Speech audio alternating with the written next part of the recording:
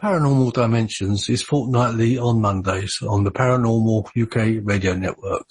Any opinions or comments made by any guest are their own, and they do not necessarily reflect any of the presenters or network's opinions. 150 feet or more from the initial, I should say, suspected impact point. Having a lift going, we can't get the light on to work. 244, we're at the far side of the second farmer's field, and late sighting again about 110 degrees. This looks like it's clear out to the coast. It's right on the horizon. Moves about a bit and flashes from time to time. Still steady or red in color. Also, after negative readings in the solar field, we're picking up slight readings, 4 or 5 clicks now on the meter. 305, we see strange strobe-like flashes to the rather sporadic, but there's definitely something, some kind of phenomenon. 305 at about 10 degrees horizon directly north. We've got 2 strange objects, half moon shape, dancing about with colored lights on them. 400 hours, one object still hovering over Woodbridge Base at about 5 to 10 degrees off the horizon.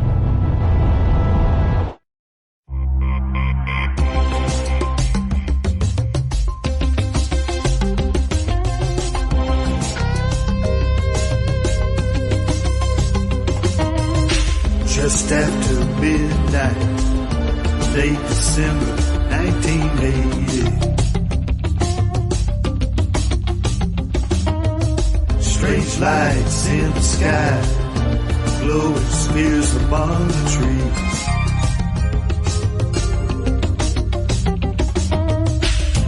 The woods lit up like fire, electricity. Feel the air, all hell let loose in Rendlesham.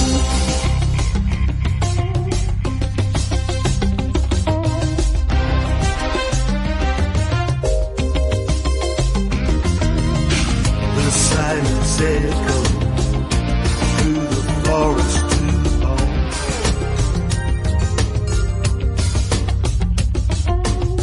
Unidentified aerial phenomenon.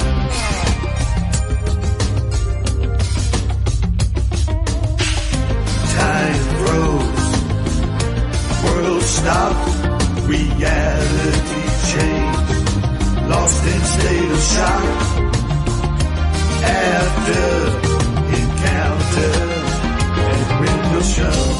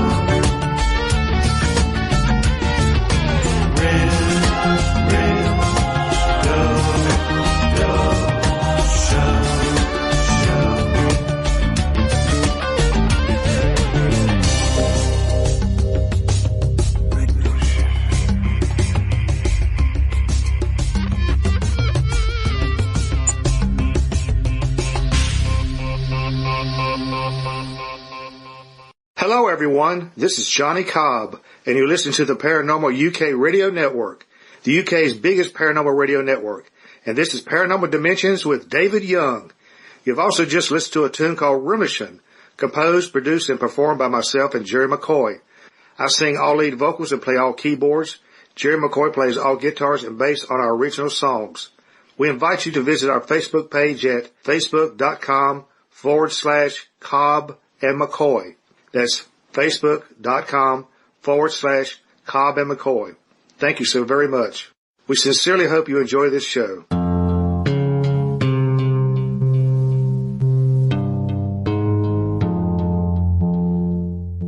Hello and welcome to show number 140 of Paranormal Dimensions. Thank you for that introduction, Jerry. Very nice of you to send that track. Now, unfortunately, this is going to be the final episode of Paranormal Dimensions. After 140 shows, I think it's time to call it a day. This is going to be an amazing show, though. This is going to be featuring another prime witness of the Rendlesham Forest 1980 UFO incident. He actually accompanied Colonel Halt out into the field on the third night, on the third incident. And as you will hear, Monroe Nevels has quite a different story to the way Colonel Halt tells the story. And also some other characters may well pop up in the story too. If you're not very familiar with the Rendlesham Forest incident from 1980, I'll just give a little run through as to the main events. In December, it was actually around about Christmas time, December the 25th going into Boxing Day. An extraordinary series of UFO incidents took place in Rendlesham Forest in the UK, next to two United States Air Force bases, which is Bentwaters and Woodbridge in Suffolk. This was not some vague sighting of lights in the sky, but a controlled landing and takeoff. The UFO was tracked on military radar and left physical evidence at the landing site, including damaged and scorch marks on the trees, indentations in the frozen ground, and abnormally high levels of radiation. The UFO was seen by dozens of military witnesses, including the deputy base commander. The object fired light beams at some of the men and later into the weapons storage area, where some military personnel based there at the time alleged that nuclear weapons were kept. Okay, before we go into the main show, I'd just like to play a couple of short parts of the previous interviews I'd done with Colonel Charles Halt and also Jim Penniston. Now, Jim was involved in the very first incident, which where the craft landed in the forest. I think I'd like to play these short segments so to give you quite an introduction after the little bit that I've read, so it'll give you more of an idea of what we're dealing with here and what has been said, and you'll get quite more of a picture of the event itself. So first of all, Jim Penniston, and then it'll be followed by Colonel Halt, which his event happened on the third night, and it's the event that Monroe Nevels was involved in as well. And as we approached into the forest, there was a bright light that it just exploded, but without sound. Okay, so after hitting the ground, I got up and of course there's a berm in front of me, and let's see, well, the law enforcement patrol, Burroughs, he was 25 feet back to the right of me, and I had Cabanzac, I would say was probably 50 yards, maybe tops, where the entry point is. Anyway, we're all in visual contact, okay? Yeah. And so, as I approach over started going up toward the berm, I started getting physical effects. Before I got there, like static electricity on my skin, hair, clothes. Mm-hmm. There was no sound. For some reason, the air was like dead. And you couldn't hear air or breeze through the trees, or like me walking on the forest floor, which is crunchy anyway by debris and stuff. And as I come up to the berm, I terminated.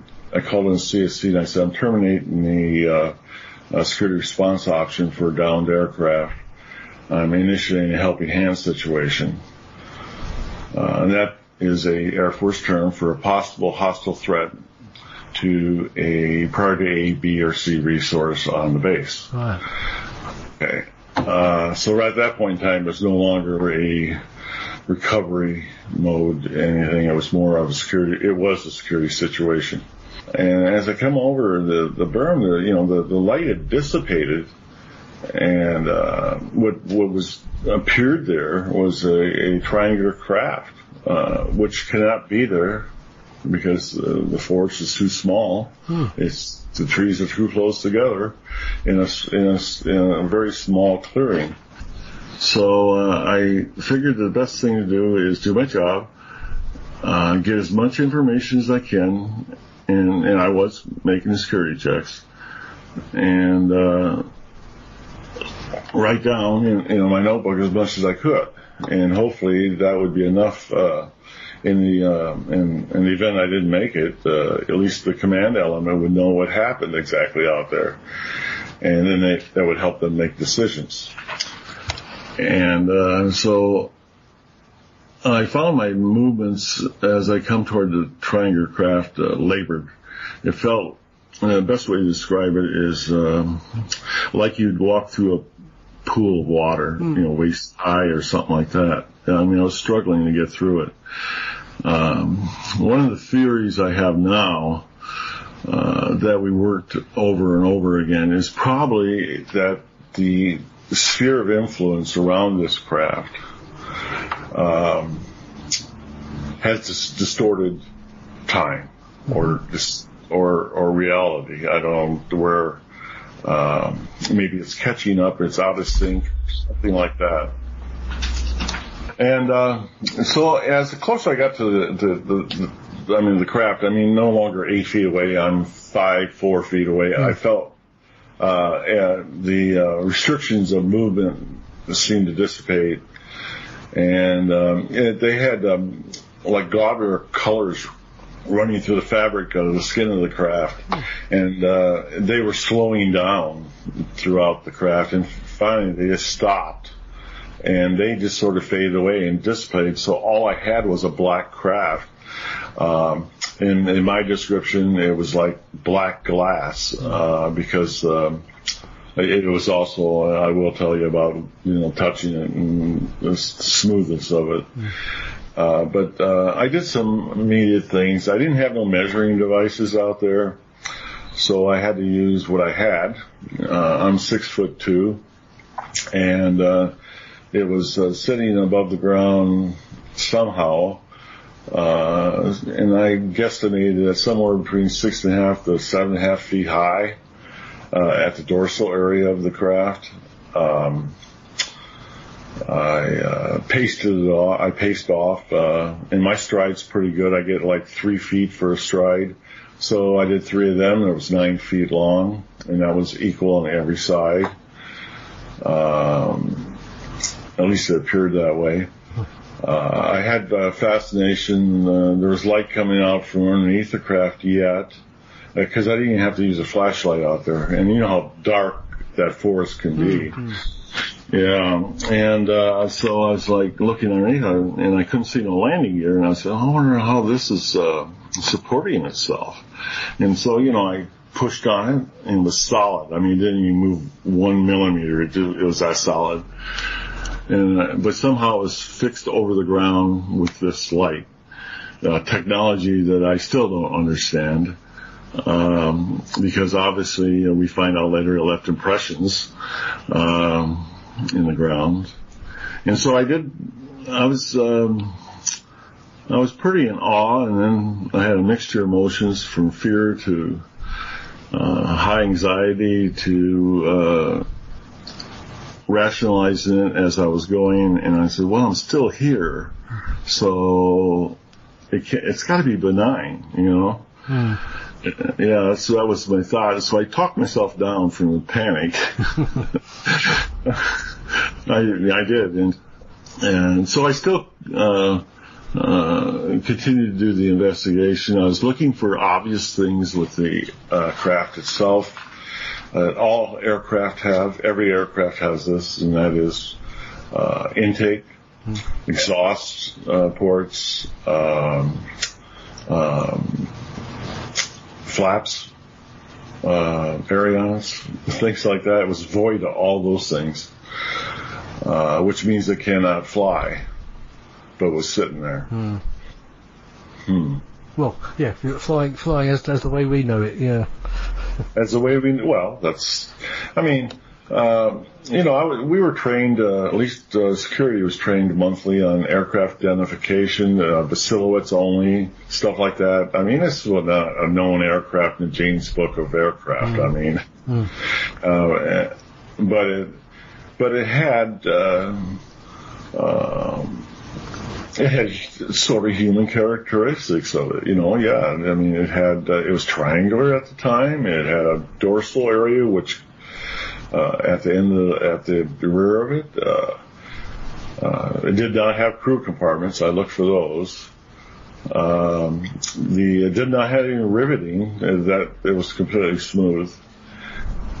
Then, did you feel that it might have had some sort of living beings on it, or would you not? Or you just didn't know, or? Well, I didn't know. I was just doing whatever facts it was. The thing is it was too small to be manned by a pilot. Yeah. I mean, it was just too small for that. So. But somehow it was intelligent because it had intelligent control because it was there. How did it get there? And out in the middle of a forest in Suffolk. How did this happen? And it seemed to know that you were there as well, didn't it? The people looking at it. Well, I don't know exactly. I know that it got docile because of the less activity, and it seemed. They didn't take no type of action for my walking around it. I was still hopeful. When I was going to do a 360 walk around, and I was like, I don't know, halfway around, and I seen there was writing on it. I went, oh, thank God, there's writing on this thing. Oh. Yeah, I was like relieved, and I says, yeah, it might be, NASA, Russian, it could be anything. I was just hoping for anything. And, then when I got close to it, it wasn't writing. It was like, glyphs, pictorial glyphs. And I said, oh no. And so, I touched the craft and it was smooth and, it was warm to touch. Later found out it's probably because it was emulating gamma radiation. The air temperature at that time of night was like, 32, 33 degrees. I'm not sure what that is in Celsius. You can convert it yourself. Yeah. It was just above freezing. Yeah, it's normally pretty cold up there at night, I know. In December. Yeah, you can see your breath. Yeah. And so I was pretty fascinated by it. So I recorded the glyphs and I continued to walk around examining it. And I went around for my second 360 because just to look at it more. And when I got back around, of course, I ran my hand across the craft. It was, like I said, smooth to touch, like black glass is the description I use. And as I came to the first glyph, when I touched that, it was like equivalent to like sandpaper. Okay, coarse sandpaper, like it was etched in there. And so I'm fascinated. There's no doubt about that. I'm in awe because I am pretty sure that we don't have anywhere in our inventory anything like this. No. The third night, which would have been the first night, remember, was the 25th to the 26th, second night, 26th to 27th, and the night I was out, the 27th to the 28th. It started at a party. The combat support group, that's all the people, senior officers and all, even the junior officers that work for the combat support group, it's 42 or 43 of them. We all got together with our significant others and had sort of a year-end party, celebration, recognition dinner to Woody Bar. The Woody Bar was an old World War II Quonset hut that had been a bar. It was really used as an overflow for the officers club for any event we had that didn't require or couldn't get into the officers club or didn't have a large group. So we had gathered there. It was a covered dish dinner, as I said. I think we bought the ham and turkey, and everybody else brought dishes and desserts. We just finished eating, ready for dessert, when the on-duty flight lieutenant came in and said, "I need to talk to you and the base commander immediately." It was Lieutenant Bruce England. Now, Bruce England wasn't an ordinary lieutenant. Bruce England had been in the Marine Corps for 4 years, got out, finished college, got commissioned in the Air Force, and came in. He was pretty mature for a lieutenant, but he was definitely shaken. And he said to me, because I was sitting closer to the door when he came in, "I need to talk to you and the base commander now, right away." So the only private place in there other than the bathrooms was the coat room. So we went into the coat room, just the three of us, and he said, "It's back."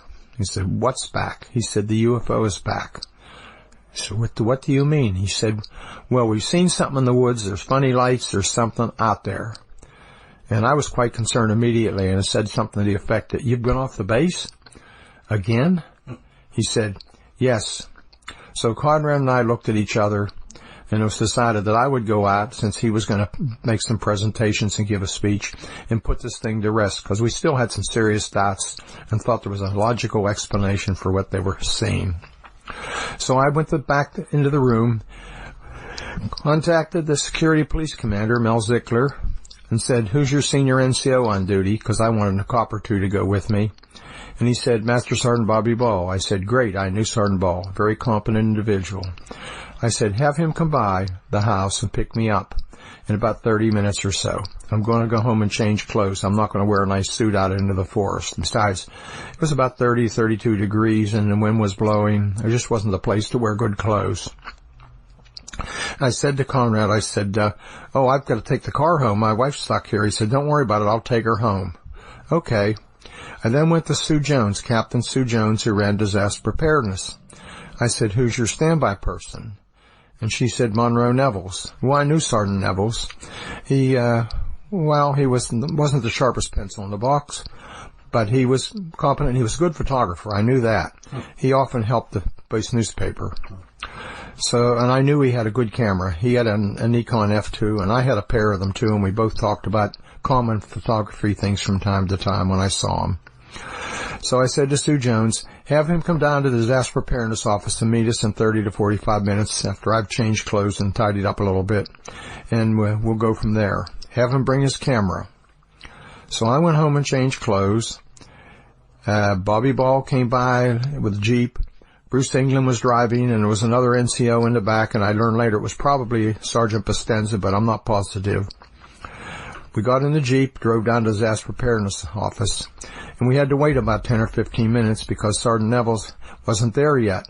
The reason he wasn't there is that his wife was at a Catholic women's program at the chapel, and he was babysitting the kids. So the police had to go get her. Another patrolman went and got her from the chapel and took her to the house, and then Nevels put his utility uniform on and came down to the disaster preparedness office. He had his camera with him. I said, "Let's take a Geiger counter along so we can show there's no radiation." So he got a pair of them out and got a source, we called it, and calibrated them and said, "Which one should I take?" And I said, "Your pick, I don't care." So he got the Geiger counter, and we all piled in the Jeep. It was pretty crowded. It was an open CJ5. Bruce England says, "Well, we're low on gas. We better stop at the gas station, the base gas station." So we stopped at the base gas station, and lo and behold, there's a couple of cops there with 6-passenger pickup trucks with light hauls behind them, and they're arguing with the fuel attendant.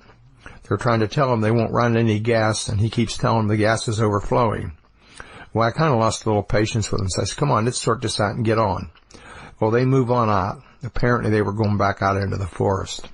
We got gas, we crossed the base, went out the East Gate, drove down the East Gate Road to the Forest Service Road, turned right, up the road about 150 or 200 yards, turned down this rough trail.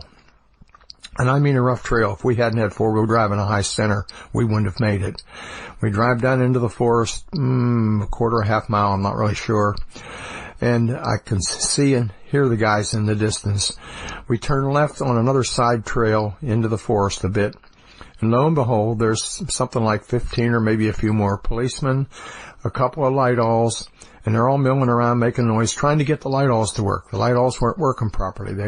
They couldn't keep them running, and they were complaining. Now, light alls are pretty simple. It's a little gasoline engine and a generator and 2 big fluorescent lights that you can adjust. We use them for security and also for maintenance work at night. Well, I see all these people, and I really get upset. I said, I'm thinking to myself, if we get caught out here in the forest, all of us with all this equipment, it'll be a public relations disaster. We'll never get that answer in the mail, and we'll all be embarrassed and cause real problems for the base. So I tell them, all right, knock it all off. You guys be real quiet and stay right here and stay still. Don't make a lot of noise. We get out of the Jeep. Bruce England's brought a starlight scope, first generation scope. And he says, look there into the forest. Out there is where something landed the first night. He apparently knew well where the site was. And I looked in there and I could see a bit of a dull glow, but nothing that I would get excited about. And I thought to myself and said something to the effect to him, so. He said, let's go in and take a look. So myself, Lieutenant England, Master Sergeant Ball, Sergeant Nevels, and Sergeant Bastenza trape into the woods. They take me to this site. We look down and they show me 3 indentations about 8 or 9 feet apart, equal distance apart in a perfect triangle. And somebody's put a couple sticks in the ground for each one of them to mark them. It's very obvious. And, this is interesting, but it still doesn't tell me a whole lot. So we number the sites and we're walking around and I had a measuring tape. We took measurements and, took some readings, and suddenly Neville says, I'm getting things. I'm getting readings. The 3 indentations had higher than background radiation, and the center of the triangle formed by the 3 indentations was significantly higher. Well, this is impressive. Well, not enough to be dangerous, but certainly significant. So let's try something. Let's go over to the trees here, and we notice there's marks on the trees, rub mark or burn marks on the trees. And so I said, take a reading on the side of the tree toward the indentations and take one on the back and see if there's a difference. Lo and behold, there is. You get much higher readings on the front side of the tree than we did on the back side. Then somebody said, look up, and you can see there's an equivalent of a hole in the tree canopy, and there's broken branches on the ground as though something had come up or down through the trees. Wow, this is starting to get interesting and started causing me a little bit of concern. And we're probably milling around there for taking readings, etc. for, I'm just going to guess, 15, 20, 30 minutes. When suddenly somebody says in the party, hey, look out there. There's a glowing red object, reddish-orange object. We look out into the farmer's field, and guess what? There's this oblong, almost like an eye-shaped object. It's glowing, it has a dark center, and it appears that something's dripping or shedding off it. I can't remember whether exactly sparks or drops, but something was coming off. What came to mind is when a crucible of steel is poured into a mold, the splashing and whatnot. That's what it appeared to me like. We watch it for a couple minutes, and we're standing there in awe, and I'm thinking, that must be ball lightning. I've never seen it before. When the object actually moves into the forest, it moves horizontally through the forest, bobbing up and down, avoiding trees, so it's obviously under some kind of intelligent control. This is amazing. I just can't believe what I'm seeing. I said, let's try and get close to it. So we try and move up close to it, and what does it do? It moves back out into the farmer's field. Now, while it's in the farmer's field glowing, we look at the farmhouse. In those days, you could see the upper and lower windows, 2-story building. The reflection on the windows was so bright and like a flickering fire. I was thinking, I'm concerned for the people in that building. That thing's close and it almost looks like it's on fire. We watch it for, a minute or two, and suddenly it silently explodes into 5 white objects just like a fireworks display, and they disappear. Wow, nobody's ever going to believe this. So I said to the other 4, let's go out into the field and see if we can find any burn marks or any residue. Something was obviously coming off this object. So we go out into the field, and we don't find anything except cow pies. What I failed to mention is a little bit earlier when we first saw the object, the farmers' animals, the cows, etc., all went crazy, making all kinds of noise and racket. But the farmhouse stayed dark. Nobody got up. Nobody turned any lights on. Anyhow, we're out in the field looking around, searching, and I believe it was Nevels says, look up there. There's several stars. What appears almost, first I thought they were stars. Then I realized they were elliptical shape, and they have multiple lights on, and they're moving in synchronization together, almost as though they're doing a grid search or doing some kind of a special pattern. We watched them for several minutes, and from elliptical, they turn into full round. Sort of like whatever was shining light on them moved to a different location and revealed the whole object. And they're moving around together in sync.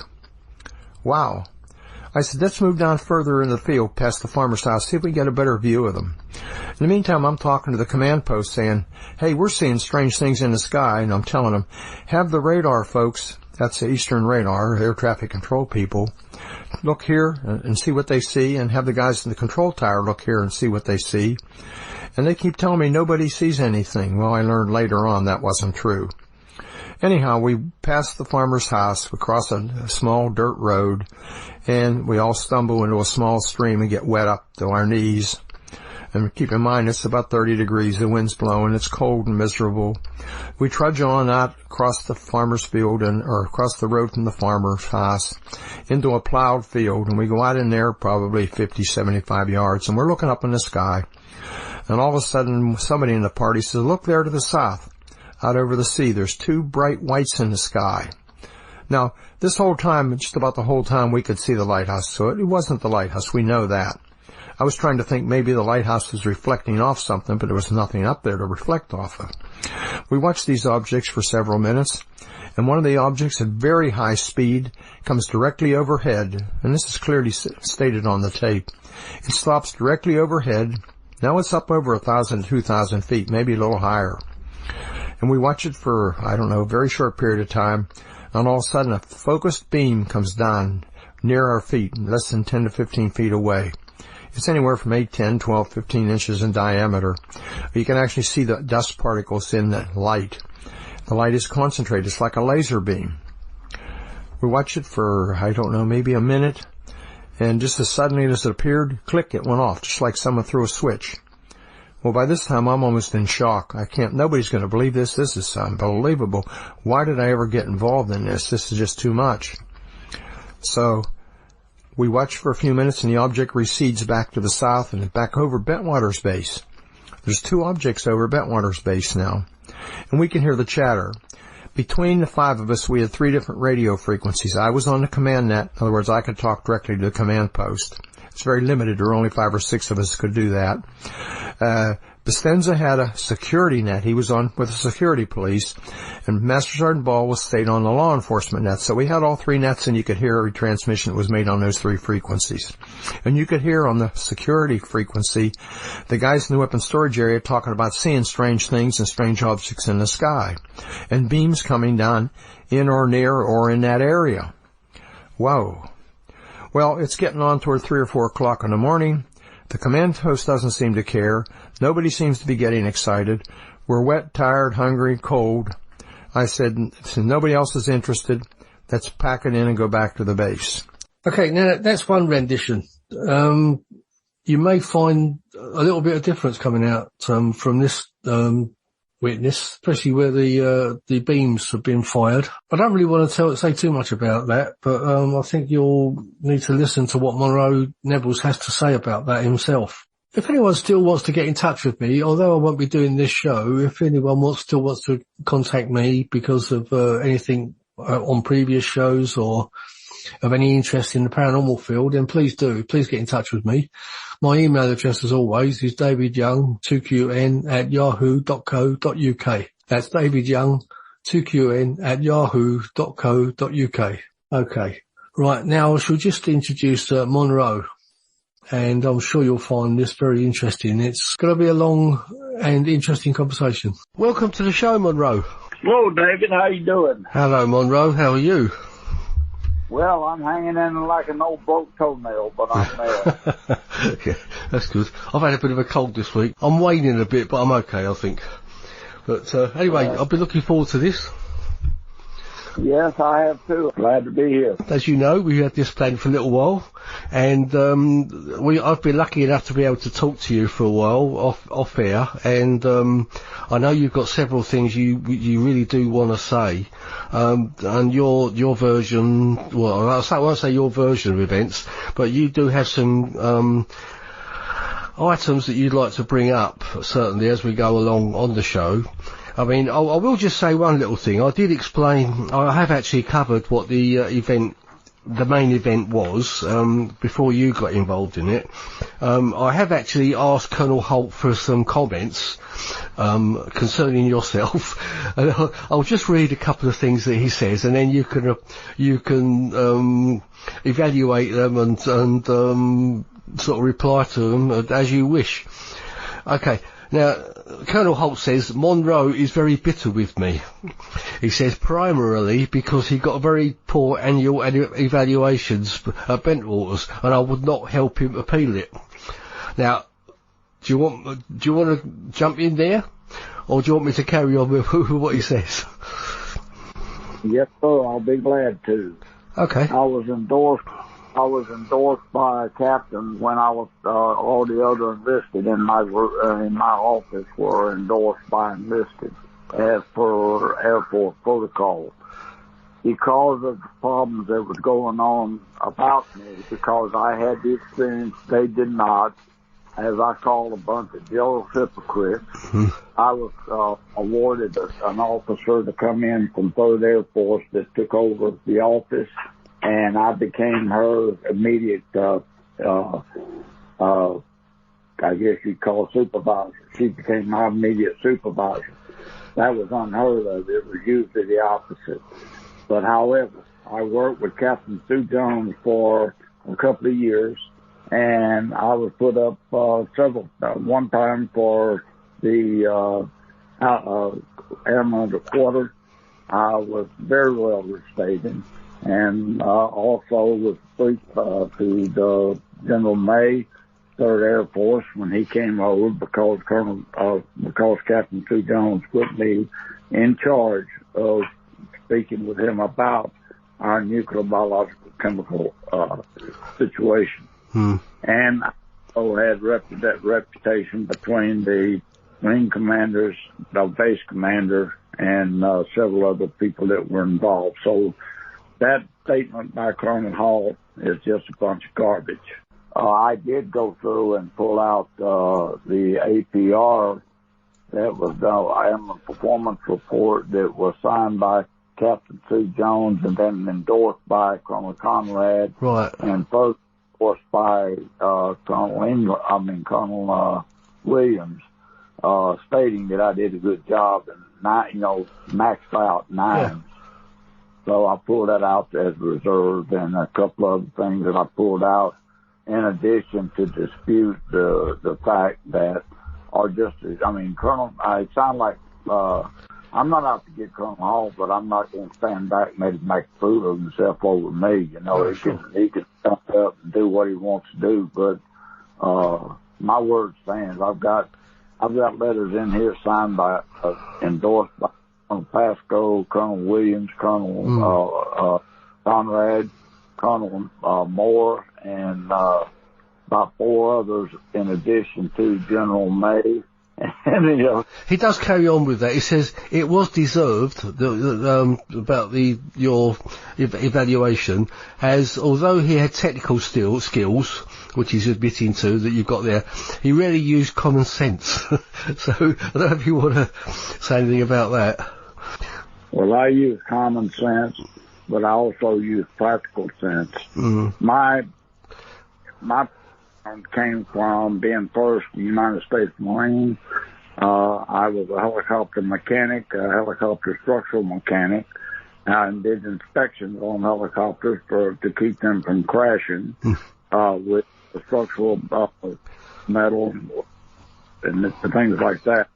Plus, I selected by the Marine Commandant to go on embassy duty, handpicked, and I made rank from E1 to E5 in less than 2.5 years. Right. I made E1 to E4, which was private to corporal, in 13 months. So Halt can say what he wants to. I don't care. Right. You see, I'm not in a test between he and I. I'm just here because Colonel Conrad chose me to go out there, and because he knew I would tell him nothing but the truth and nothing but the truth. Yeah, yeah.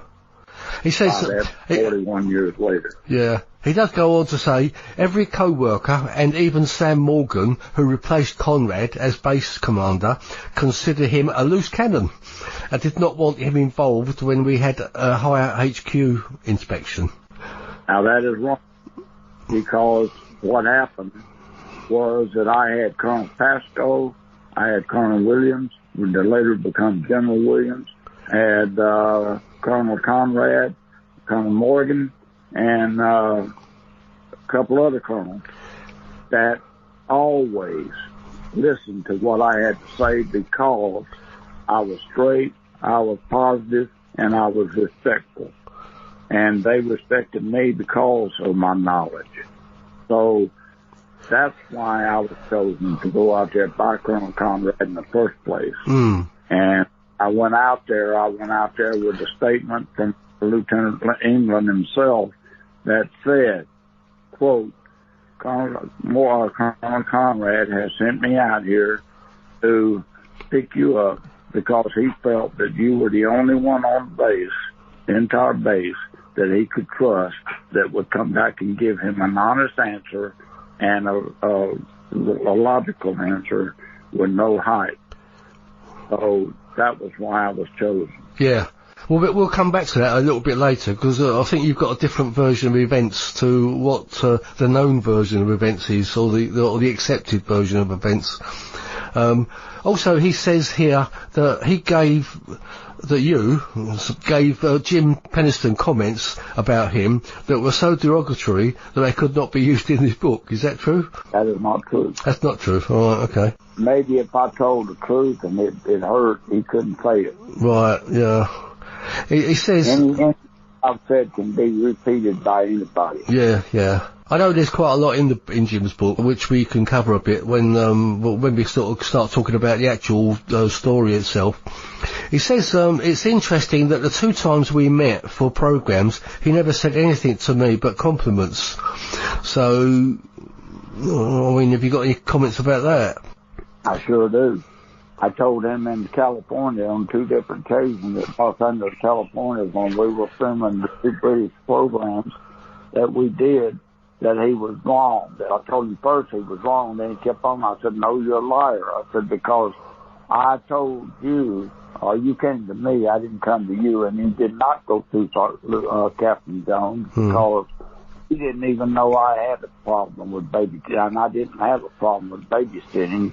And I told him later a couple other quotes, and then since I've seen the transcript of what was said about that, was that he came to went to the disaster preparedness office on a Saturday night at midnight to pick me up or to get me, or he called her. What officer or what commander would be working on a Saturday night at midnight in the first place unless they had something to do? And that was a total flat-out lie. It was not a mishap. It was a lie. Right. He did not. I guess we'll come back to something like that when we get into the story again. Okay. He says, he finishes this email by saying, people ask why I took him, which is meaning you.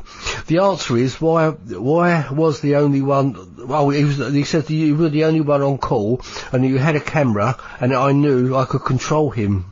Sort of like, when is a bad game a good game? Answer, when it's the only game in town. So basically, he's saying that you were the only one available to go out with him. Let me make a statement on that. No one controlled me. No one. I was my own man. Right. I stood for my own. I stood for my own, and I had a few problems with that. Yes, I sure did. But when the problems were ironed out, it turned out that the people that caused the problem got fired, and I remained strong, and that was how I got Captain Sue Jones as my boss. Right. And as far as him controlling me, no, sir, he did not. He could not. We talked, and we did, but I was respectful. It was yes, sir, no, sir, I followed orders. That's the only way he told me. Right. But as far as we're both out of the military, and he don't control anybody. Right. Not even himself. No. Okay, well, I've covered sort of these comments that he made in the email anyway. I mean, I don't know if you would like to go into how you became involved in the Rendlesham Forest UFO incident, from your perspective, because your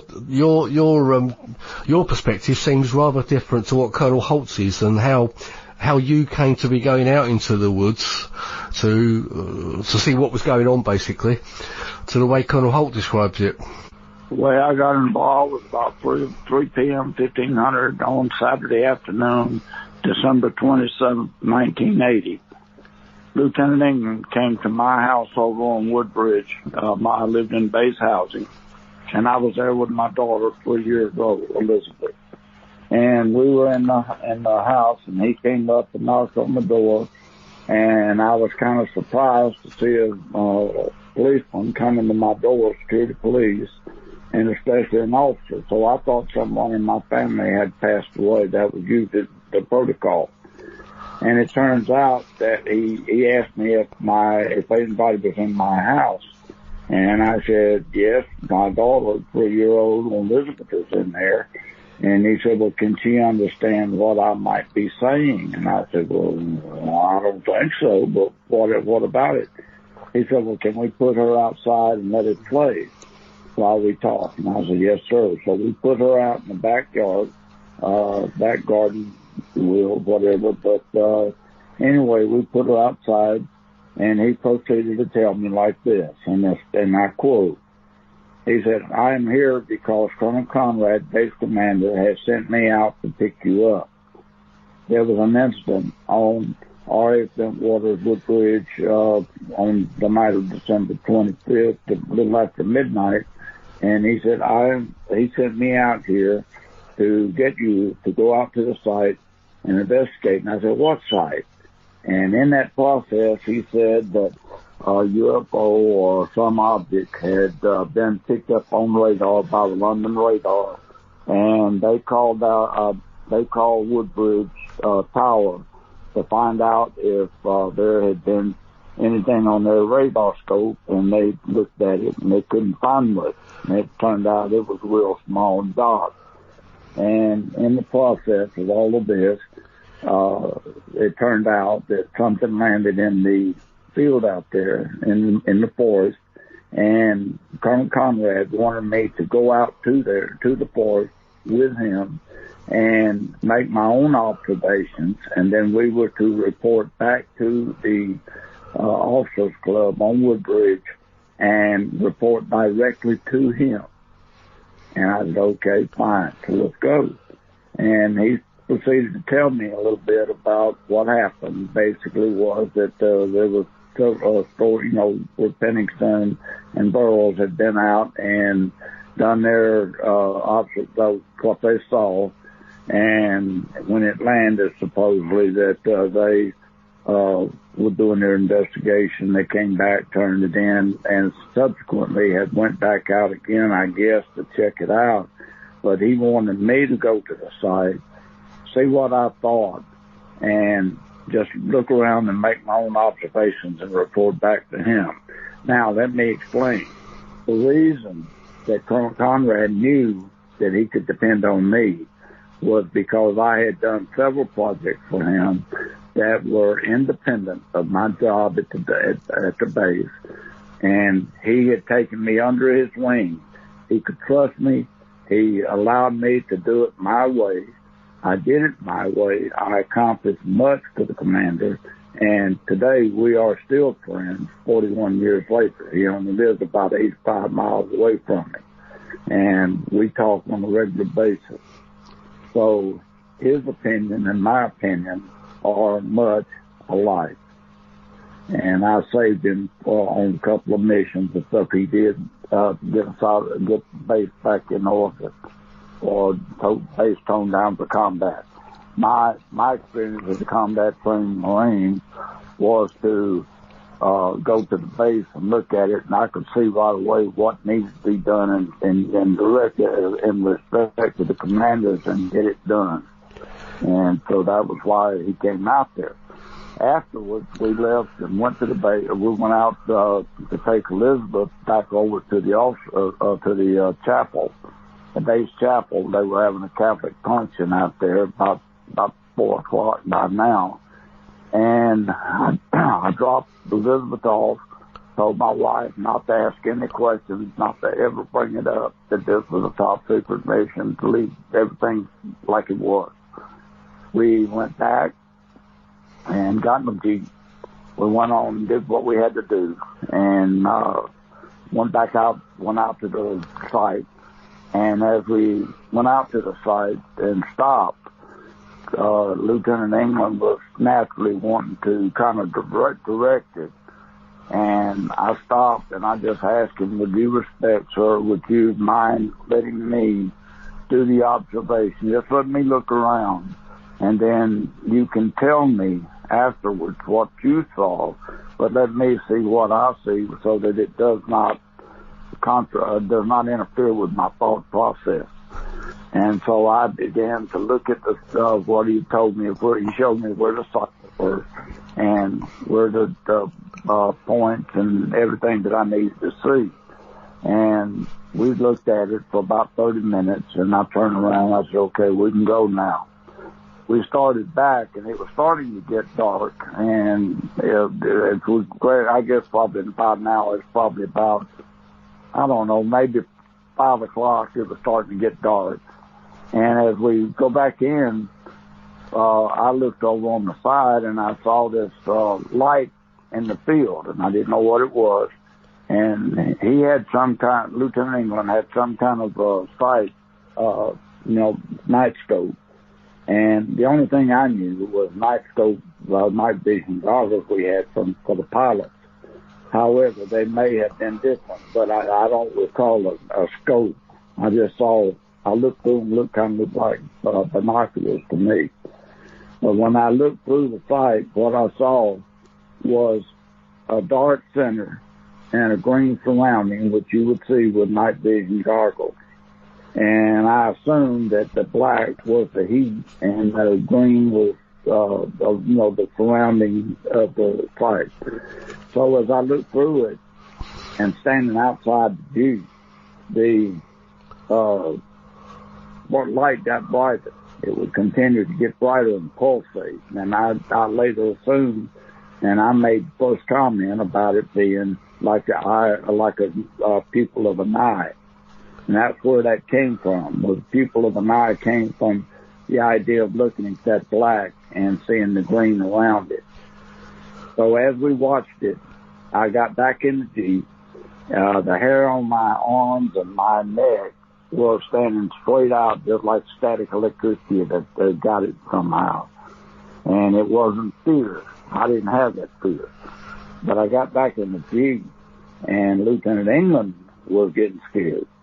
And he had told me he was a Marine pilot. Of course, at that time I was kind of doubting, because the way he acted like he was scared. And I looked at it from a standpoint, and I told him, I said, sir, I've been sent out here to do a job, and I said, the way I'm trained as a Marine is that if I'm given a job, I go, even if it means my life, I still go out there and do the mission. And I said, my responsibility is to go back to the commander. So I got back in the Jeep and it got down. And then as I got back out again, I tried it again, and it got brighter. And like it was the heat activated. And again, the static electricity was enormous. So finally I got back in there, and I told him, I said, okay, let's go on out. And he started to talk, and I said, sir, just let me kind of think about what I've observed, so that I'll be able to give a good report. So when we got back to the officers club, we were both kind of scruffy now, having been out in the woods. And we went up to the maitre d', the guy that was standing at the door, and he said, Lieutenant England, he said, yes, sir. And he said, Sergeant Nevels, I said, yes. He said, oh, just a moment. he stepped over the door, opened the door, and told Colonel Conrad that I was out there. And Colonel Conrad immediately came out the door and he looked directly at me and he said, Sergeant Nevels, do you think we have a reason to go back out there and take a look? I said, no, do you think it deserves a better look? And I said, yes, sir. He said, okay, come on, follow me. And he proceeded to take myself and Lieutenant England into the room where everybody was waiting. There was about 10, maybe 12 people sitting in the room. I don't know who they were. Didn't know, because I wasn't paying attention to them. I was there with the base commander, and that was all. And so he asked me to get up, give a quick brief, which I did. And he said that Sergeant Nevels feel like we ought to go back out there and take a better look. So let's assemble a team and get out there. Well, Colonel Halt came around toward where I was sitting down at the far end of the table, and he came up there and he says, Sergeant Nevels leaned over the table, kind of low voice, and said, Sergeant Nevels, do you think there'd be any problem with me going out there with you? And I said, well, no, sir. I don't have any problem. And I couldn't figure out why Colonel would be asking him, this man, if he could go out there with us. I later found out from Colonel Conrad he did not want Colonel Halt out there. He told him not to go out there, and he said he ordered him out there. This could be verified by John Earl, because we had meetings later on with Colonel Conrad and Jeannie Conrad, his wife, and Thorolds and myself. Later on, after this incident occurred, I think it was around 2013, somewhere around that time frame. So, we spoke, and to this day, Colonel Conrad still has the same story. So my word is accurate.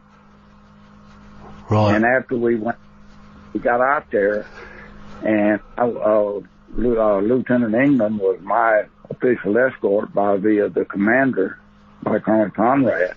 And so everywhere I went, Lieutenant England was right there with me. And we went by the office and picked up a couple of looked at a couple of Radiac instruments. The only reason I looked at them was because I calibrate. My job was calibrate those instruments every week and to check the batteries. And one point on the batteries is that the batteries were old, the unit was old, and batteries, even the newest ones, when they get in the cold, they go bad real quick. So anything we did out there in the field had to be done within 5 to 10 minutes and it'd be gone. So, we picked up, I think it was a 27. It could have been a 43. Either one, it don't matter. But I believe it was an ANPDR 27. I've got a couple of copies of them right here in my house now. And the only reason that I looked at them was not for I just wanted to see how easy it was to read the scales, the numbers on there, because they were wearing out. I mean, they're old. So this is in 80 and they were old. Now they're a lot older. So, but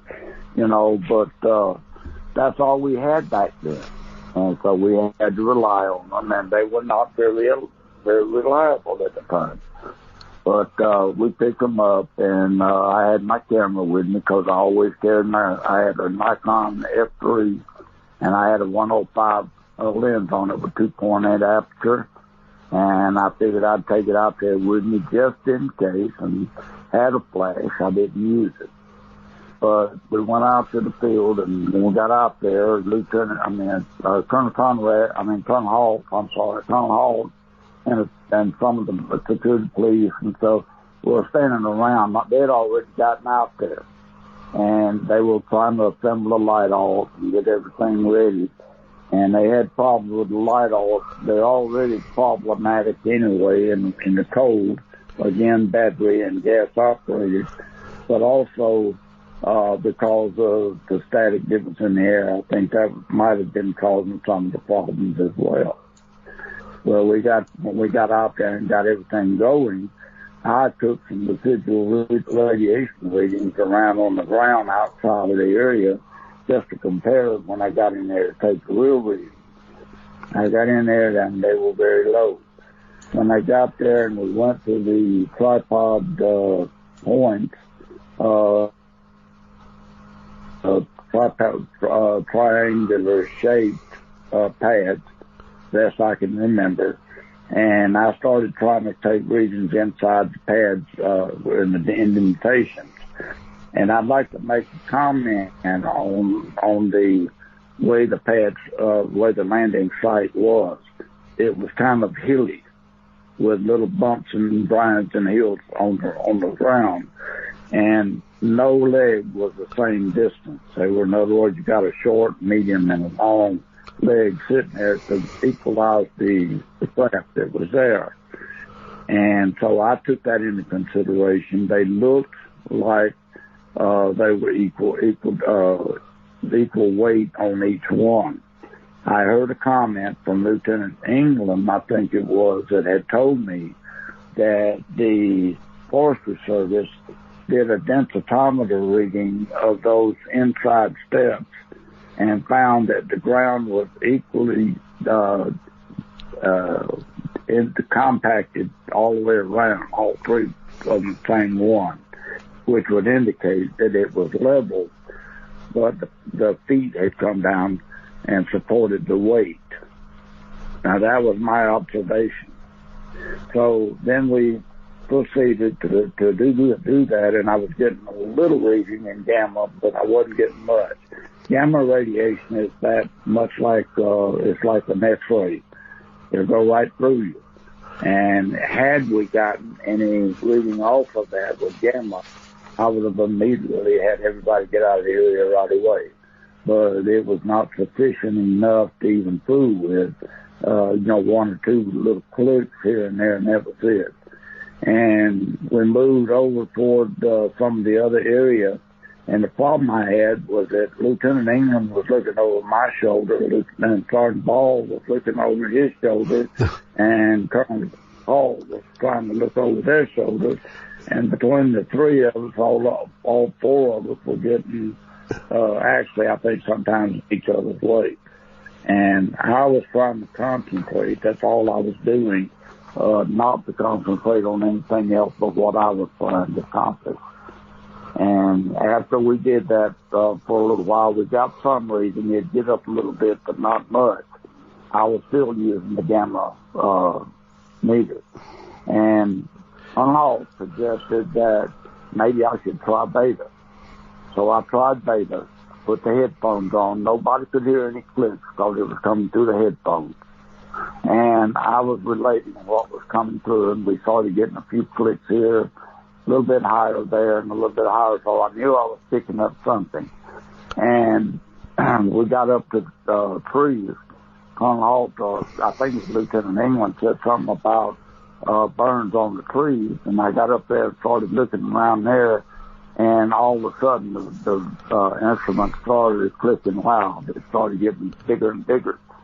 So as we took, I started taking the readings, and it blew it off the half on the 0.5 scale. It blew it all the way over to the other side. So I went up to the next scale, which was the 5 scale, and I started taking readings on that, and it was still clicking pretty high, and it got up to as high as 7 ranking on that. The way it was, you had a half scale, then you had the 5 scale, then you had the 50 scale, and then you had the 500 scale. And you always started from the top, went down 500, 50, 5.5, and then at the 0.5 pegged out, you went up one click to the next one to the 5 scale, and that was where we stopped with a 7 milliranking reading. That was later verified by scientists in Alabama that came out here to verify with a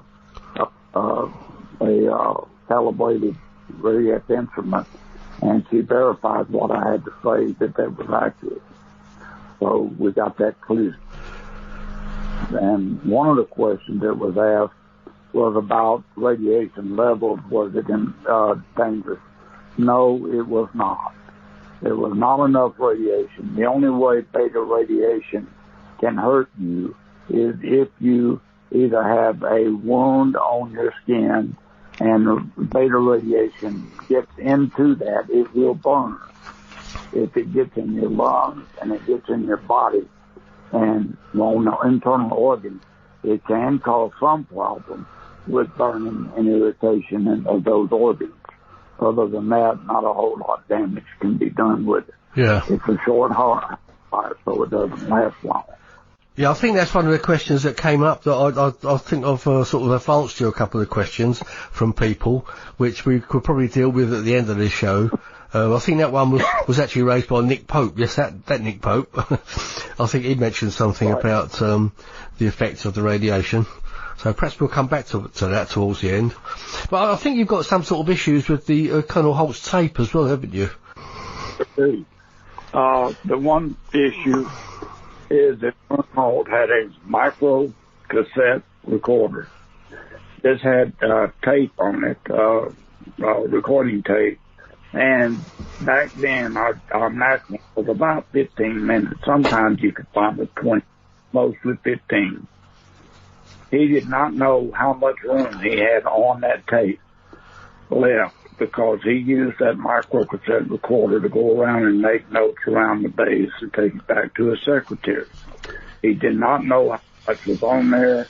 He did not know how long we were going to be out there, so he would take a reading, maybe make a 5 or 10 word comment and stop. And then he'd start back again and start, all the way through. And so that's the maximum size. And then it turned out it was a 26 a minute tape, longer tape. I believe that there were things that were added on to that because they were not in the original tape that I know about. And, I had issue with that all along and mentioned it to him. I see. But, it's, I understand that he had made a copy and then a copy and then a copy. Well, I don't know if anything was added. I'm not going to say yeah or nay. I'm just going to tell you that a lot of the things you've heard are not accurate what had really happened. And I'll stand by that. Because I think Colonel Halt said his tape machine got stolen at some point at some meeting that he had in the States. I think the tape and the machine went. The original one that he had, or he says it was the original one. But obviously copies of that have been around for some years. But you think that some of it was altered? He only had about, if you have 12, let's say, for example, let's just give you a figure. I take 12 minutes and it turns into 26. I think it's been altered. Right. Somehow, something had to be added into it. Now, let me make a couple of comments in regard to what we saw that night. Later on, we saw, out in the farmer's, it's probably maybe 100 yards. I'd say 200, but I wasn't too good on at night making, distant figures. But as I think about it, probably about 100 yards, so about the size of the football field. And, we saw this light over there that was kind of a yellowish red, blue, colored, gaseous colors. And it would look like it was kind of, different people look at it and see it different ways. The way I saw it was kind of like a level, flattish with a top round to it, almost like a dip. And it was sitting there and it looked like it was heating up and it was kind of like a pulsating, like you'd think it was kind of like a frequency of an eye blink. It was a soft, low blink. We decided that we would go over the fence and see what we could find out as we started over to Colonel Halt. Myself jumped over it, and I think Sergeant Ball was behind us and Lieutenant England, and nobody else. We got over the fence, and as we did, this light got brighter. And it looked like it was shooting off kind of like a pot of steel or that's been boiled in the boiling point. And as it bubbles, it pops off, sparks. And that's what it kind of looked like. And we stepped over and it got real bright. And we decided it might be a good idea to step back over the fence and not go up to it.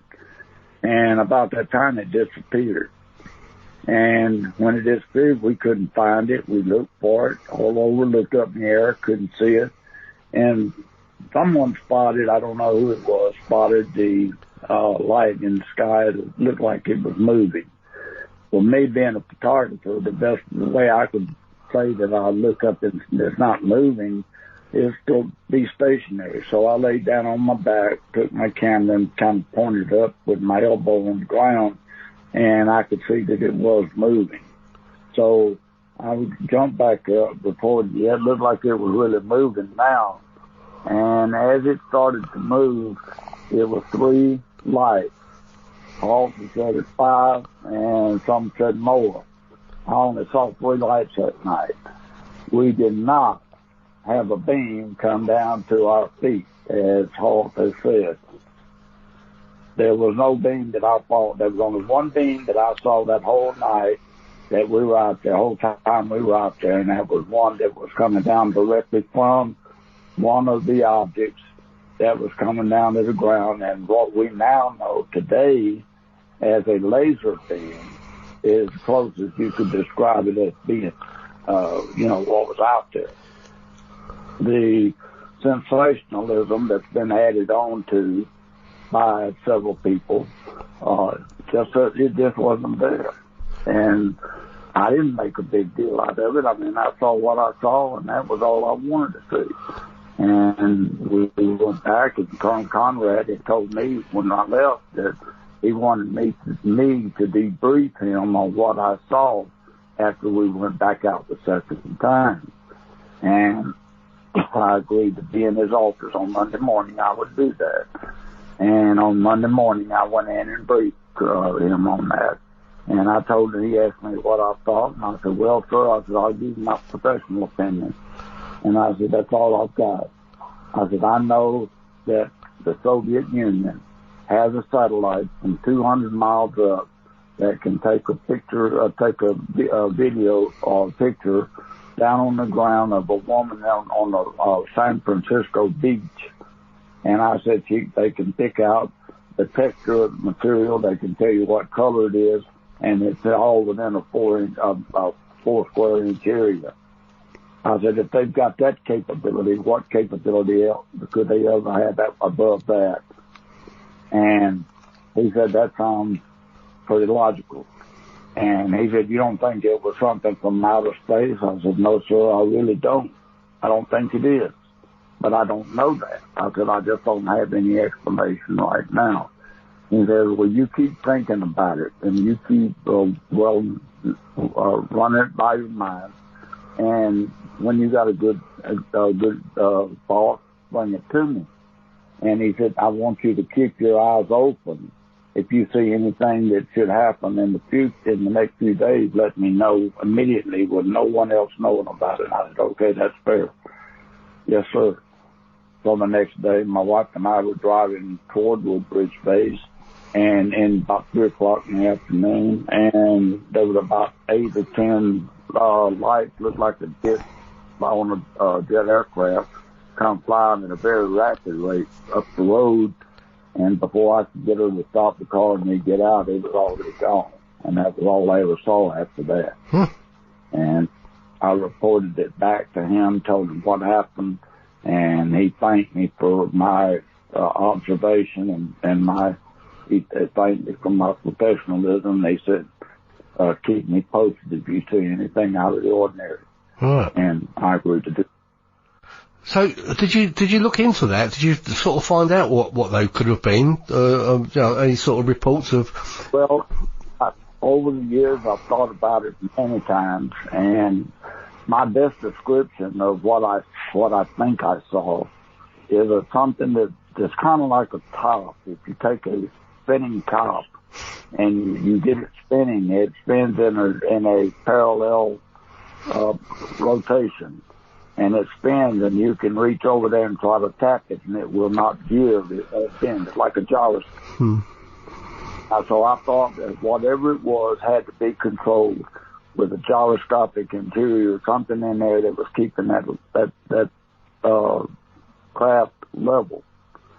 I also rationalized that if it was in the air, and it wanted to sit down but did not want to touch down, and it was spinning with like a top that the legs could come down at any level and sit, and it would still be level.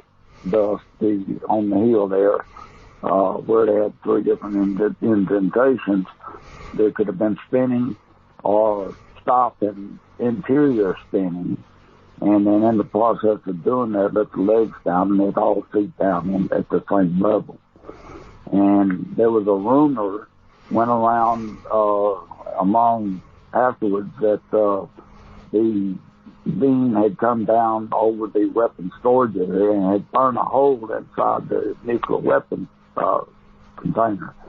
At that time, it was classified that we had nuclear weapons, and there were very few of us on base that even knew it. And the only ones that knew it had top secret clearances. And even if they didn't know it, if they didn't have a need to know, I had a top secret, and I had a need to know because that was my job. So and I say my job is in the event we had a crash, I had to know what to do about it. And so I had training in that field to do that. I was in disaster preparedness, and that was what we trained for. And we had regular exercises involved in that. And while we were out there in the field, I asked Lieutenant England if he had any, I asked them if they had anything to take samples with. And I wanted them to take some soil samples and some samples around that tree. And they did. Lieutenant England had a couple of bottles, and he scooped up some of the samples and put them in the bottles. And we carried those back with us. I don't know what happened to them after that, but that was my mode of operation. That's the way I did things. And I went later to the NATO Shape School in Oberammergau, Germany, which was the NATO school for biological agents. And it was determined I was the only person in NATO that had a biological sampling kit in my office by my desk that I had put together. And they wanted to know, how I could say that. And I told them that I had been trained by the Army and U.S. Army in 1968 at a school in Fort McClellan, Alabama, of which I had extensive nuclear, biological, and chemical training. And that was what launched my major launch in my career in that field. So I had an extensive background that none of the other people out there had. And I've been through about 9 different schools, having graduated from, in 1982, I graduated from Nuclear Operations School, Air Force, in Albuquerque, New Mexico, as outstanding honor graduate. So I know what I'm talking about. Can I just jump in and ask you a question there? So did you actually confirm that there were nuclear weapons at Bentwaters? Well, the thing is that at the time, let me say this before we begin on that, okay, that at the time it was classified. Nobody knew whether or not, anybody not in the know did not know that there were. And, it wasn't broadcast on the base. We had exercises all the time that were involved nuclear weapons because we were naturally in the Cold War at that time. And because we were in the Cold War, we had to be prepared. Now, did our A-10s carry nuclear weapons? They did, and they would have to have been transported most likely by somebody else. I don't know. I never went to their vault.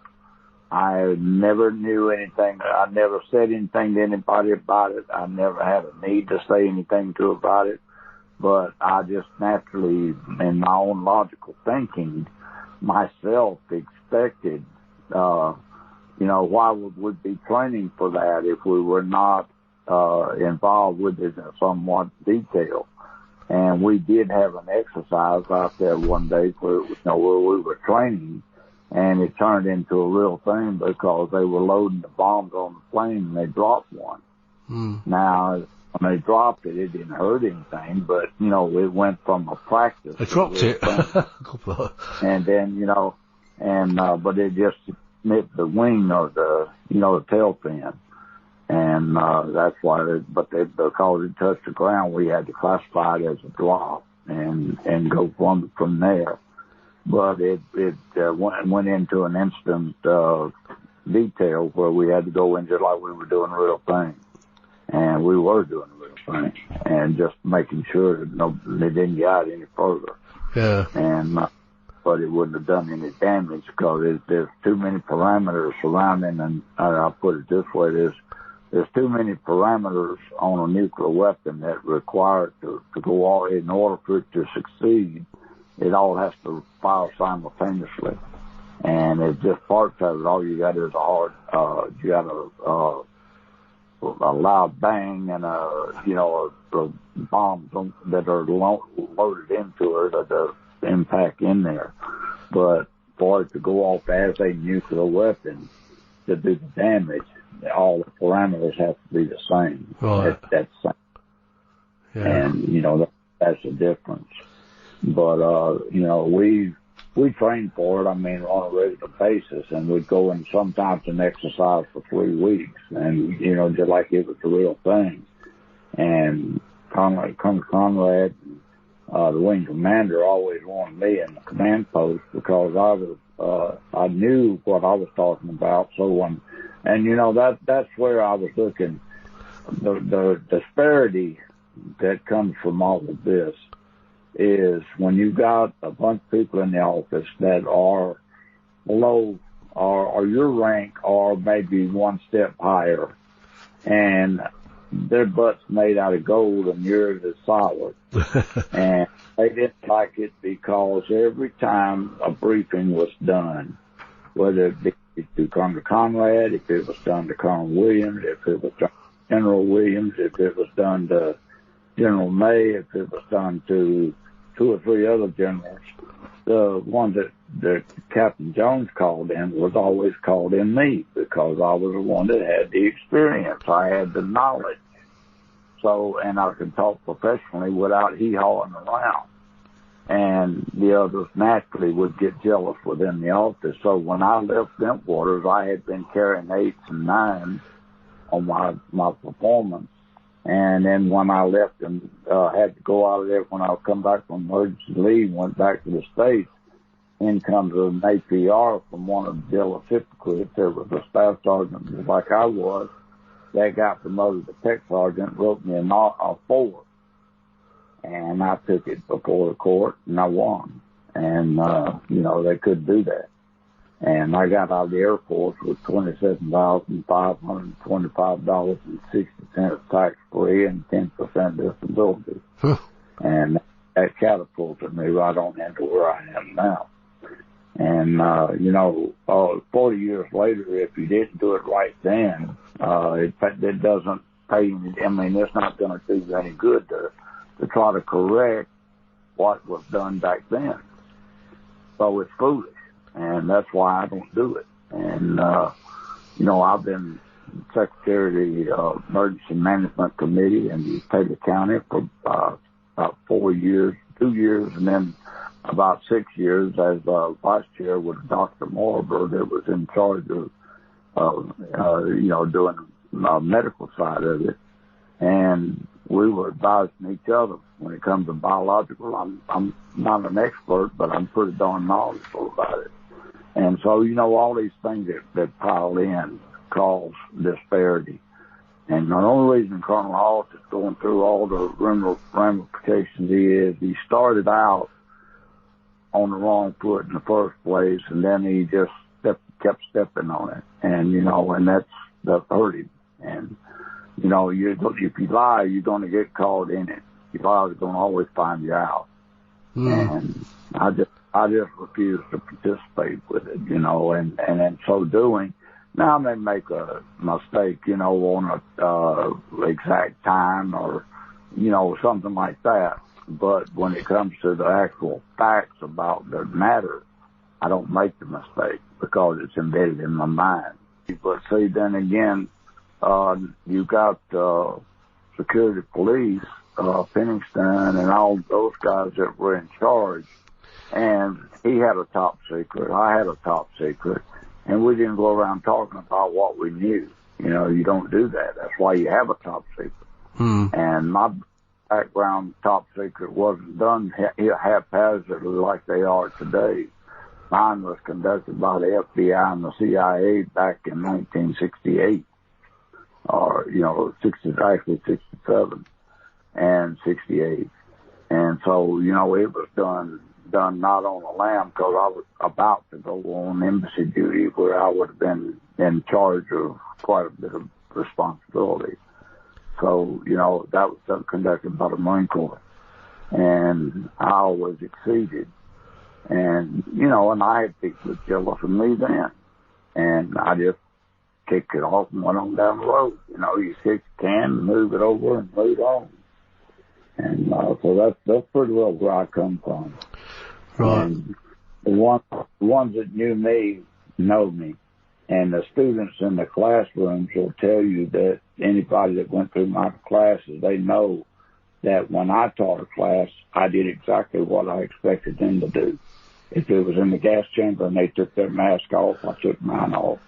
If I went in without it, if they went in without it, I went in without mine and put it on inside. So I'll have that background behind me. And today I conduct my life the same way I did back then, only better. I think we go to the Larry Warren point of view here. He says that there was actually aliens walking around in the fields, and you never saw anything like that, did you? That's BS. Yeah. Larry Warren's son was not out there. I mean, I didn't know Larry Warren, but I've read his articles and some of the stuff that he's written or said, and that's a bunch of BS. There was nothing out there like that. And you see, back years ago when, in 1935, I believe it was, when Orson Welles wrote The War of the Worlds, they had so much problem with that because people were committing suicide and everything, and all it was fictional for Halloween. But the people their minds could not comprehend that. And for somebody to go off and shoot their mouth off like that to get their name in the papers and the books and stuff, it's a bunch of yes. And I don't see that at all. Even Peniston wouldn't tell you that. No. And, you know, so that's just fictional on his side, non-fiction. So. Yeah, I think Jim pretty much covers that in the book that he wrote. Right. Right. I think he's kind of said how all that story came about. There were people that wanted to be on the inside, but see, the night that we went out there wasn't but a handful of people out there. There wasn't a whole bunch of folks. I mean, you know, the people over there that had been brought in with the lighthouse were trying to get theirs going.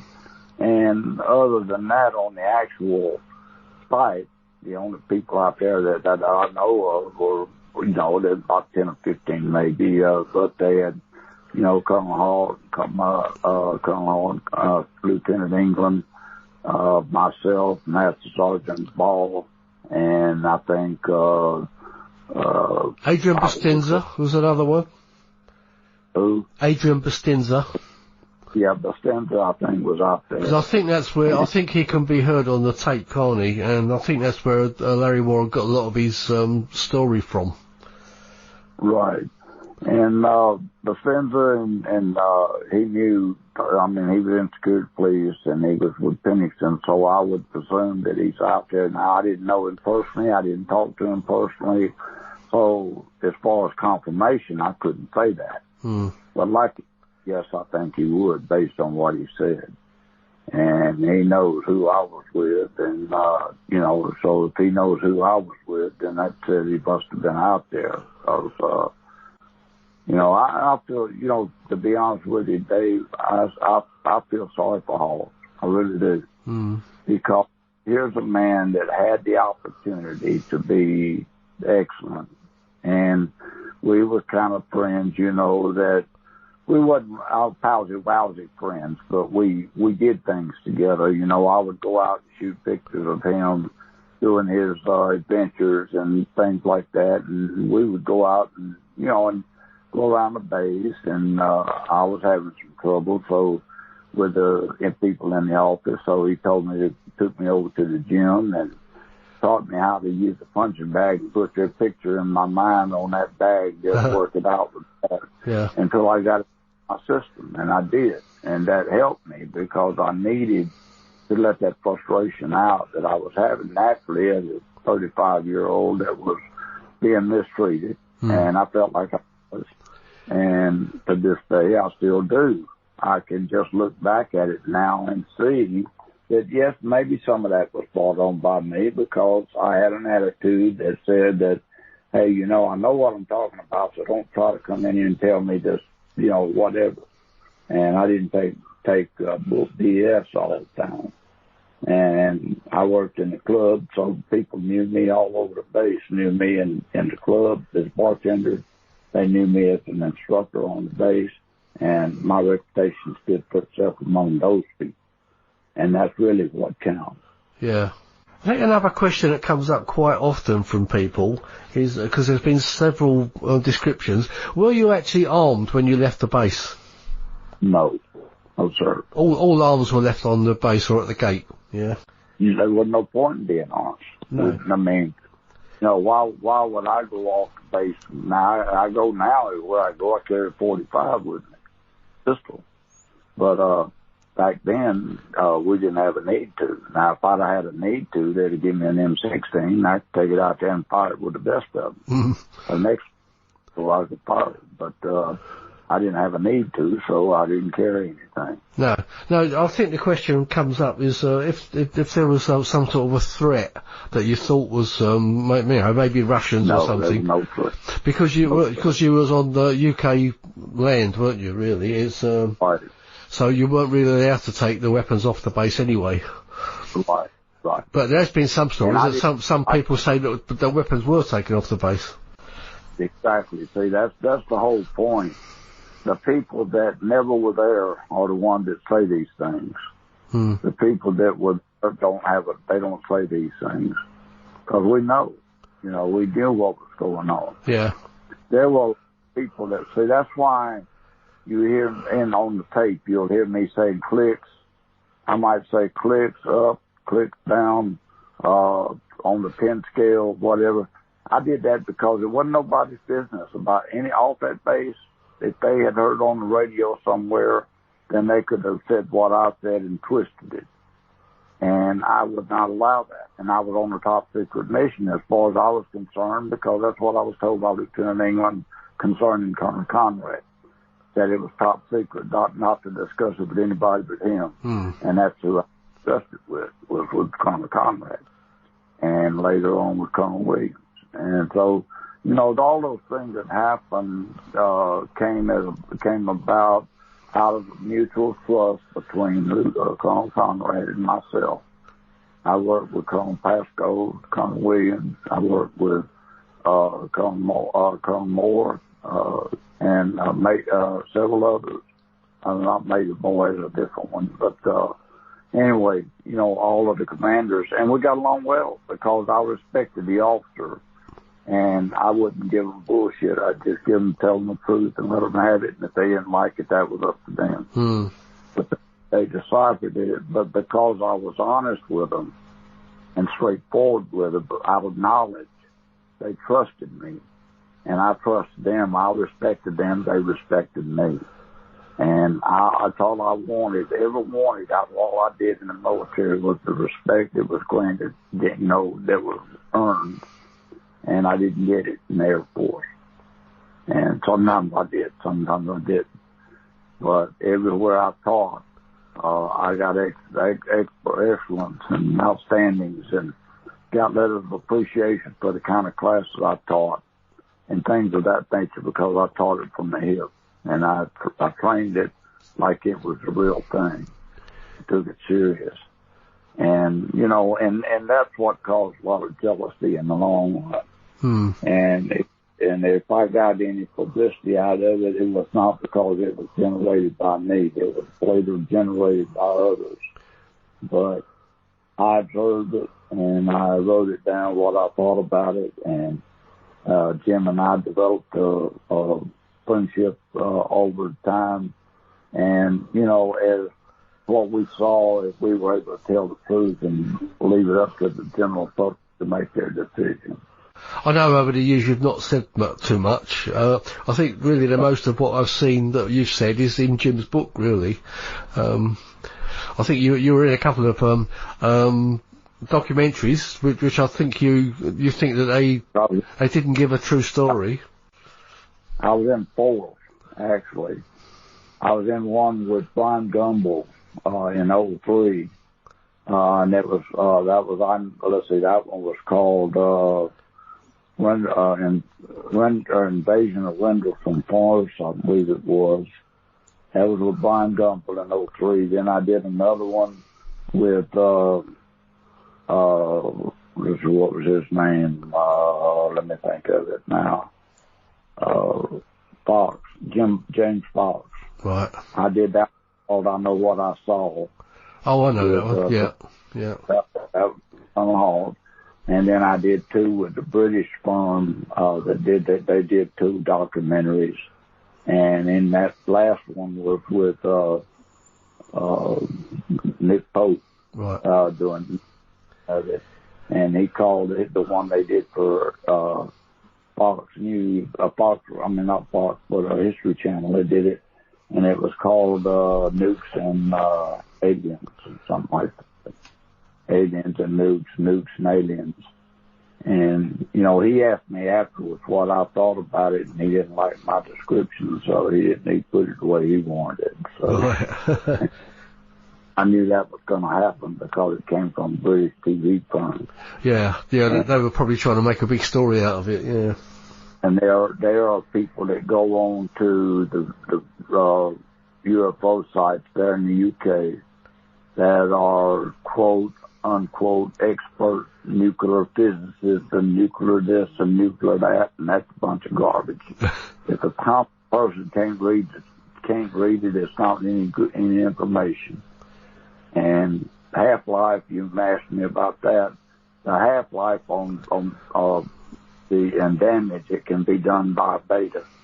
The only thing that can happen with beta, it's stronger and goes further than alpha does. Alpha only goes a short distance. Beta can travel up to about 3 meters, and it can burn. And if you got like a cut or an abrasion or something like that on your skin, and the beta radiation actually touched you or the beta particle hit you, then yes, it could cause a burn in the arm, for example. Or if you inhale it, that's where most of the damage comes from. Any of it is when you inhale it, then it's still got that bombardment that it does more damage even than the alpha. Alpha, if you take that and swallow it, let's say, for example, you inhaled alpha particles, it'll do some damage inside your body. Beta will do even more damage because it travels further and harder and has a greater burn action on it. So if it got in your lungs, it could cause you some temporary burning of your intestines, organs, or something like that, but should heal over time. As far as giving you cancer and stuff, no, sir. It does not. I have nothing to support it, and believe you me, I've been on the computer looking online trying to find it, and all that mathematical equation crap, I can't read that, but I can tell you for a fact that it does burn, and that's the main thing. And it's like chemicals. You throw off a chemical, I can tell you immediately what it'll do to you. I can tell you what biological can do to you. And 2 days after this thing with the new harm, I knew exactly where it came from, what it was all about. And that's why I don't wear a mask now, and that's why I don't go through all the hoopla that everybody else does and get scared. And if you know something and know what it'll do, you don't get so scared about it. Yeah, sure. Now, I mean, we know that John Burroughs got a payout from the Air Force due to injuries sustained, supposedly, on the evening that he was involved in it. So what's your opinion on that? I think they probably got mad and got tired of him fooling with them. Oh. Because there was no radiation out there, no gamma radiation, then there's not enough damage that could have been done to him out there for nothing. Now, if you're a mathematical physicist and you can go in there and do the equations for the for the effects of an alpha particle and a beta particle, you'll find that there's nothing to contribute to anything with cancer-related items. Now, it may trigger something that can later on down the road might do it, but you can't go back and say that's what did it because it's already gone. It's already evaporated, or not evaporated, but it's already dead. The half-life is over. It's gone. And being a particle probably went right on out with the waste material. Well, it's supposedly supposed to cause him some sort of heart problems. I don't believe that. There's nothing on the internet I can find. I tried to find it yesterday. I looked on it again. I couldn't find anything in there on health effects of biological. I'm quoting it with finding the health. There's no thing that I found health effects on beta and alpha that would warrant any medical problem down the road. Now, there might have been, like I say, maybe secondary, but I don't think so. I think primarily, I don't think he had a flame, but I do know, I did hear, they claimed that the radiation that was out there in the field was 25 times higher than the normal. Well, I don't know that. No, I don't know that it's that much. I didn't find that. I just found out that they, Southern Lincoln was on the 5 scale. I found that to be enough, but that was beta. That was not gamma. That was beta. And beta won't do that. If it's gamma, now if it'd been Southern Lincoln's of gamma radiation, yes, he would definitely have had a claim. He'd have had a legitimate claim. But I know for a fact that if you keep riding the VA, eventually they get tired of fooling with you, and then they'll do something about it. And the people that make the evaluations are not the Veterans Administration necessarily in the first place. They do. But they find it probably most likely with his insistence made it to the point where they signed just to sign off on it and give it to him. Right. I've had problems that occurred with me when I was in the Marine Corps. I fell from 20 feet up and landed on my head and had a concussion and contusion. But I served 17 years and 8 months and 29 days of active duty even after the fall and excelled. So it just affects different people in different ways. And as big as he is, it would take more to hurt him than it would to hurt me. And I'm a little bit smaller, shorter than him. And somebody plays 6'2", and then a 6'5", and then a 6'8". The one that's going to be affected the most from the same amount is going to be the one that's 6'2", the shortest, because it's smaller, and you've got the same amount of radiation going on different parts of the body. But as far as him being abducted and all that crap he says, no, he hung around with Linda Moulton House, and the two of them powsy-wowsy all the time. So I don't know what the story was behind all of that, but I don't believe he was abducted. I think that was a mixed-up story or a fantasy that he wanted to get the attention. I don't know that, but I don't see any proof of where he was in there. Let's take it based on the fact that with the Pennington's description of the size of the vessel, and then you take the size of John Burroughs, and you see how big he is. Now, how is he going to fit in that little old bitty thing and move around in there and come out of there and he's back out on? How's he going to do that? They'd have to squeeze him down to a peanut size and put him in there, and then he'd have to be shrunk back out like a Star Wars. Well, maybe that's what they did. Yeah, maybe that is. I don't know, but I don't believe it. At least, it's not even a believable story. And but that's his story. If he wants to tell it, let him get out there. Let people be believing. People won't believe it. Yeah. And there'll be that'll believe me, and they won't believe me. So let them make their own minds up. Yeah. Well, something that strikes me is if John got a payout for being affected by the radiation or whatever, shouldn't Jim have done the same thing? Because Jim, Jim was exposed to just the same thing, wasn't he? Right. Yes. But see, the difference is you got. Let's say that Burroughs, Jim, and I all filed our claim. Burroughs lives in Mexico, I think. I don't know where he lives in now. And Jim lives up where he lives in Michigan, I think, or Missouri, somewhere up in there. Anyway, he lives up there, and then I live in Texas. I think Jim lives in Illinois, I think. Illinois, that's right, Illinois. So you go in and you take that into consideration. Well, Jim files his in Illinois, Burroughs files his where he lives, and I file mine in Texas. I think John's in Sedona, isn't he? Yeah.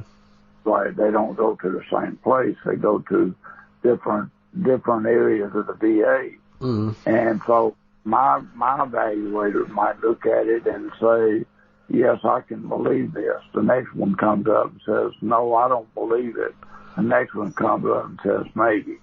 Yeah. And I've got spinal problems. And my spinal problems developed over a period of years.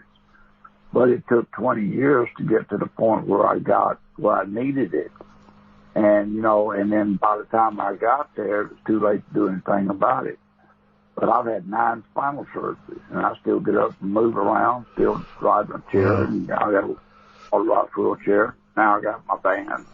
And if I ever learn how to get my chair in and out of there every time, right on time, I'll be all right.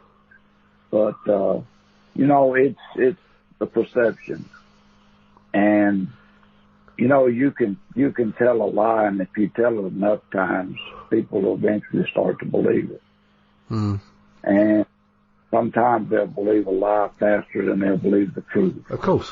That's what happened with the Larry Warren story, wasn't it? It was bandied about so much.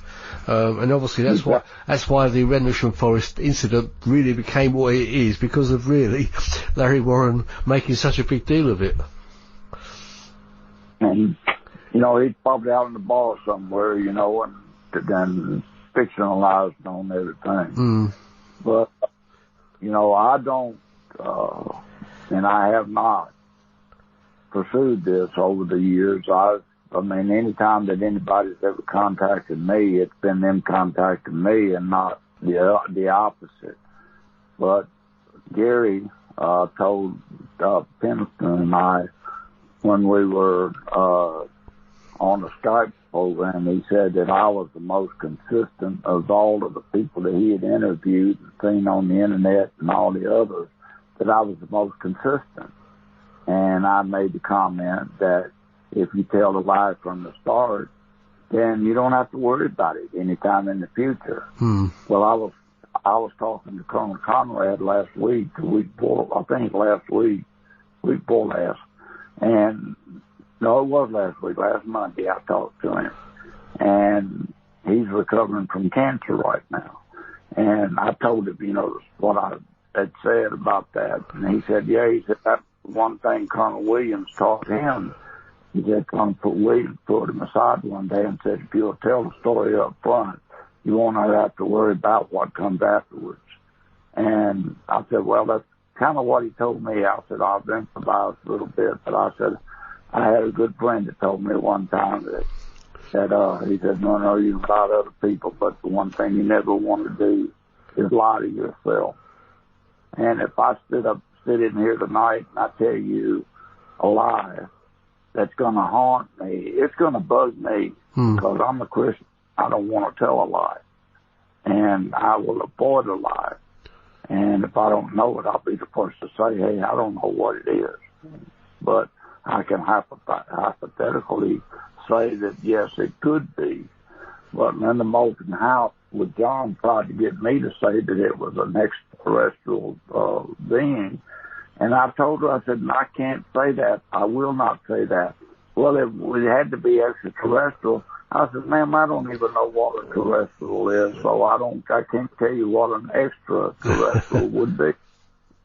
And pissed her off. But I said, look, I'm not that way. And I said, you're not going to put things in my mind. And if you do, I'm going to, I'll take your camera down and tear it up. I'm going to sit here and make me out a lie. Yeah. And my wife was getting irritated with her as well. And Colonel Conrad wouldn't even meet with her. He had John and I come out to the church up in San Angelo, and we went to eat, and him and Jeannie were there, and I got pictures of Colonel Conrad and Jeannie, and Colonel Conrad, Jeannie, and myself, and Colonel Conrad with myself, and me with Burroughs. And if you see me standing next to Burroughs, you can see that he's much bigger, much broader than I am. And I was just a frail little guy there. Yeah, he's usually bigger than everybody, isn't he? Yes, he is. And, so he perpetuates his story to match what his, his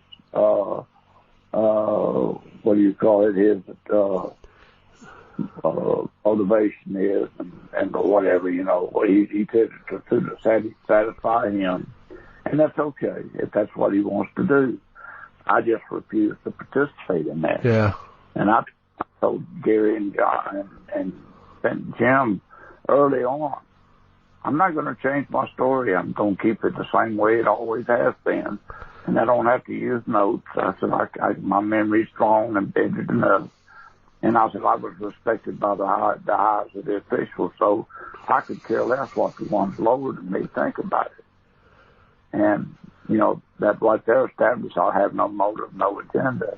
And I said, I'm not getting paid to say a thing. So I said, so if I tell you something, I'm going to tell you off the cuff. I'm not going to get paid to tell a lie for anybody. And I just refused to do so. And from there, that's where we came across the book. And that's where Jim and I really developed a good relationship, good friendship. Yeah. I mean, there's quite a few things in the Halt perspective I think you've got some issues with as well, haven't you? Oh, yeah. And I kind of went through that, and I said, shoot, I shoot every one of them down and tell you what he said about me and versus of what I have on record. I got proof that I was well accepted by all the colonels.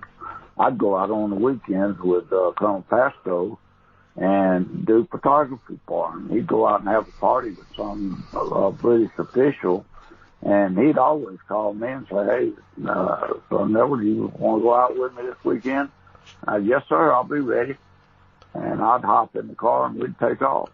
And I learned a few lessons from him. I shot pictures of him in his A-10 right on the flight line, getting ready to take off. And I'd do stuff like that and put his pictures in the paper, it was always going in there. But we were not on he always respected me as a sergeant, but he, once in a while he might slip and say Monroe or something like that, but I always replied back to him as sir, always gave him that respect. And I was that way with all of them.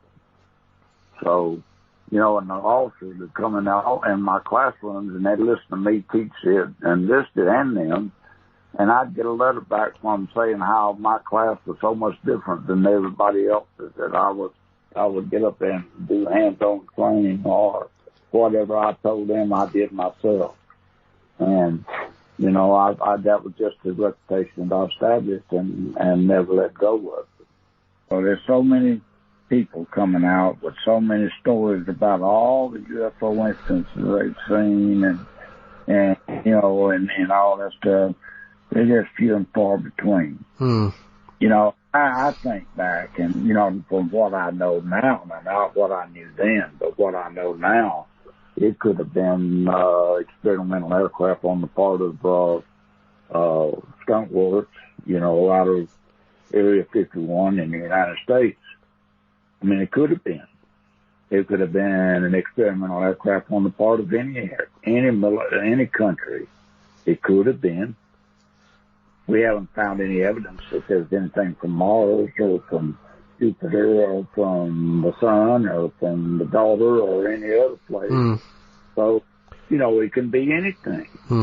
But, you know, if I take a shoe, you remember the story that where the shoe was thrown at a dignitary, picked up somebody in the back of the room, picked up a shoe and threw it at him? Yeah.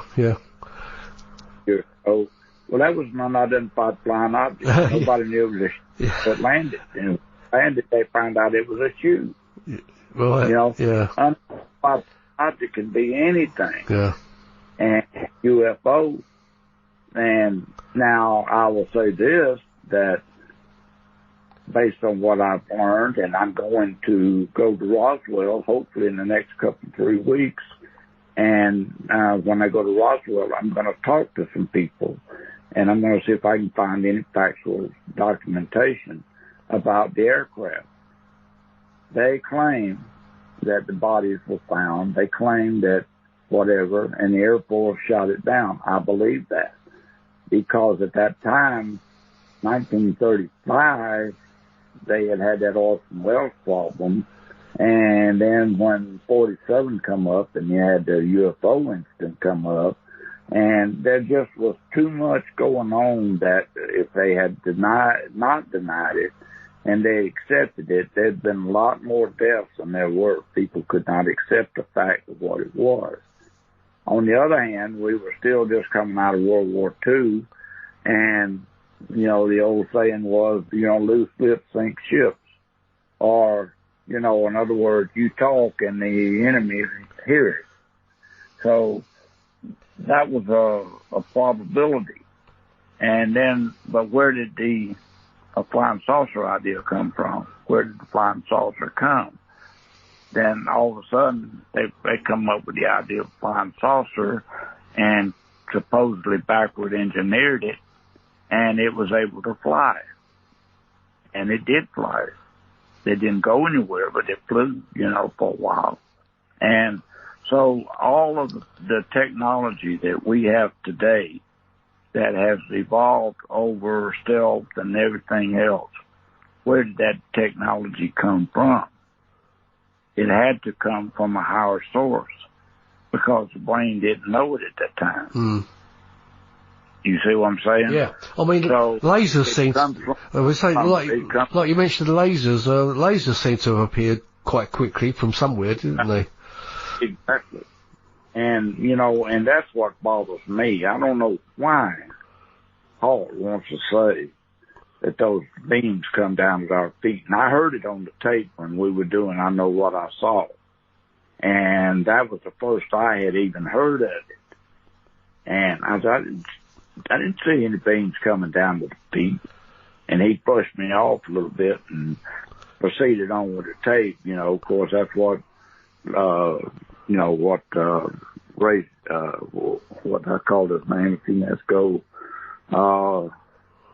Anyway, he wanted to, listen, you know, he wanted to hear it all and sensationalize his show.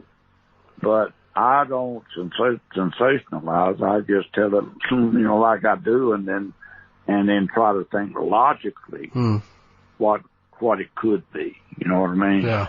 And I learn more about myself by doing that than I do hearsay. Sure. Yeah. And that's why I told him, I said, I'm not in this thing for money. I'm in there for the truth. If they don't like it, they stick it. You know. Yeah.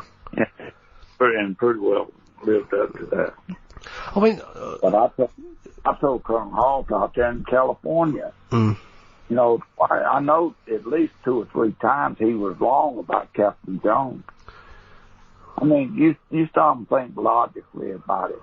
Why would Captain Jones be at work at the base, in the office, at midnight on a Saturday night when that was a weekend and everybody was off? That wasn't her nature. Now, she would come in like I did. We both would arrive at 7 o'clock in the morning to go to work, and we'd be there an hour before anybody else got there. And we'd go in there and we'd talk or discuss things, and you know, and I was her right-hand man. Out of all the people in the office, the lieutenant, the master sergeant, and the chief, all of it, I was the one that she called on Francis, because I respected her. I gave her the respect she rendered back to me. And one time she didn't. She got after me for taking off about 5 minutes early one night. I said, okay, I fixed that story. So next morning when I went to work, I just didn't make coffee or nothing, you know, and she come in. So there was one door not open. I said, no, ma'am. And the coffee's not made. No, ma'am. She said, why not? I said, well, you told me last night that I was on your time, and so now I'm on my time. She's all right. Come on in here, Sergeant Nevels. Let's talk about it. You sound a bit like me. Yeah. And so we go in and, you know, I sat down and talked about it. And I said, you know, I don't mind doing anything. I said, but I don't like to be treated like a child. I said, I know my responsibility. I said, but if the people can't watch and think straight, then they don't need to be thinking at all. And, you know, and we ironed it out and never had another challenge like that. And she saw, I mean, they called her in because I'd been mistreated from the others. But, and stop an exercise, if it wasn't right, I said something about it and I'd scream about it. I said, you're going to get somebody killed doing that. And, you know, and of course the officers didn't want to hear it. And I'd say, you know, whatever you do now, when the real thing happens, you're going to do the same thing over again. And bam, you know, take care of it. But you got to be methodical and you got to be accurate and, you know, and have confidence in what you say to people. And that's what I try to do. You were involved quite a bit in Jim's book. Now, what is your opinion of Jim's story? I mean, I know you can't I believe Jim, you know, the craft landed, I believe he touched it and everything. What's your opinion on that? Well, I think there was something there. I believe Jim. I don't have any doubt in my mind about it. No, I do too, yeah. The only thing that, you know, I've told him several times, I said, Jim, I said, you know, the problem that we have is it's unknown, and because it's unknown, and everybody wants to jump in and get in on the bandwagon, and you got so many people saying so many things that no one knows who to believe. But I said, if you've got documentation, I've got memory. I said, it's embedded in my mind. I said, I can remember things that happened 45, 50 years ago better than I can remember something happened last night. And I said, you know, that's just because I got off on the right foot.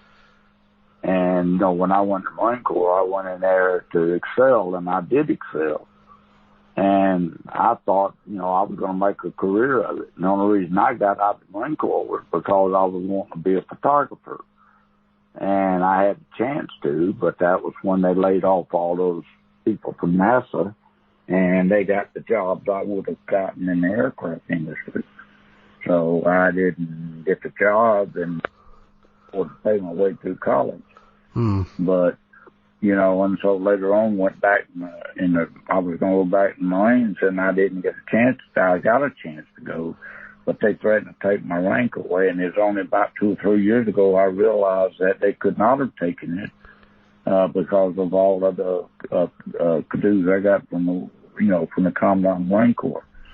and all the X-rays I did while in the Corps. And, you know, and I was very good at it. And that brings up another point. You know, I mentioned about the booby traps in there. When we were going through training for boot camp, for going to Vietnam, when I didn't go on embassy duty. And we were in Camp Pendleton in a jungle area, set up, and they would lay out booby traps for us. And then we'd have to go through, you know, and march in the field like we was in Vietnam. And we had a village and then walk through it. And I found 16 of the booby traps, and no one ever got hurt. And they told me I was taking too much, that I was finding all of them to step back. And I stepped back in the back, and when I did, the guy in front of me stepped on a line on a booby trap, and down come through the trees on a big old clay ball with punji sticks in there. And it was plastic, but I didn't know that. And, you know, when I responded, and of course survived. But the bugle sticks that we used to fight with, and punji sticks that they used in Vietnam, you know, to stick in people's legs and body. And, you know, but I was able to find that because I was meticulous in what I did. I was able to see it. And today I'm the same way. I can watch TV and see a thing in a thing quicker than most people even think about watching things. And I pick it up that fast. And people remark how I can spot something real quick on the TV before the scene moves. I can find it and locate it in just a few moments. So it's just a knack that I have now over the years. And so what I tell you, you know, is factual. Yeah. You must be good with that gun as well. Well, I was, you know, and I tried to project that in all of my classes when I would teach. You know, you inject confidence on the part of the people that you're talking with, and once you've got the confidence built up with them, then they're more apt to listen to what you have to say. Yeah. And that was the way I built on my classes. That's why I was so successful and in teaching, and I still do.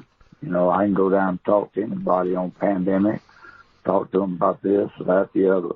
If I know what I'm talking about, I can get them to talk. If I don't, I shut my mouth and back away from it, you know. Yeah. Don't worry about it.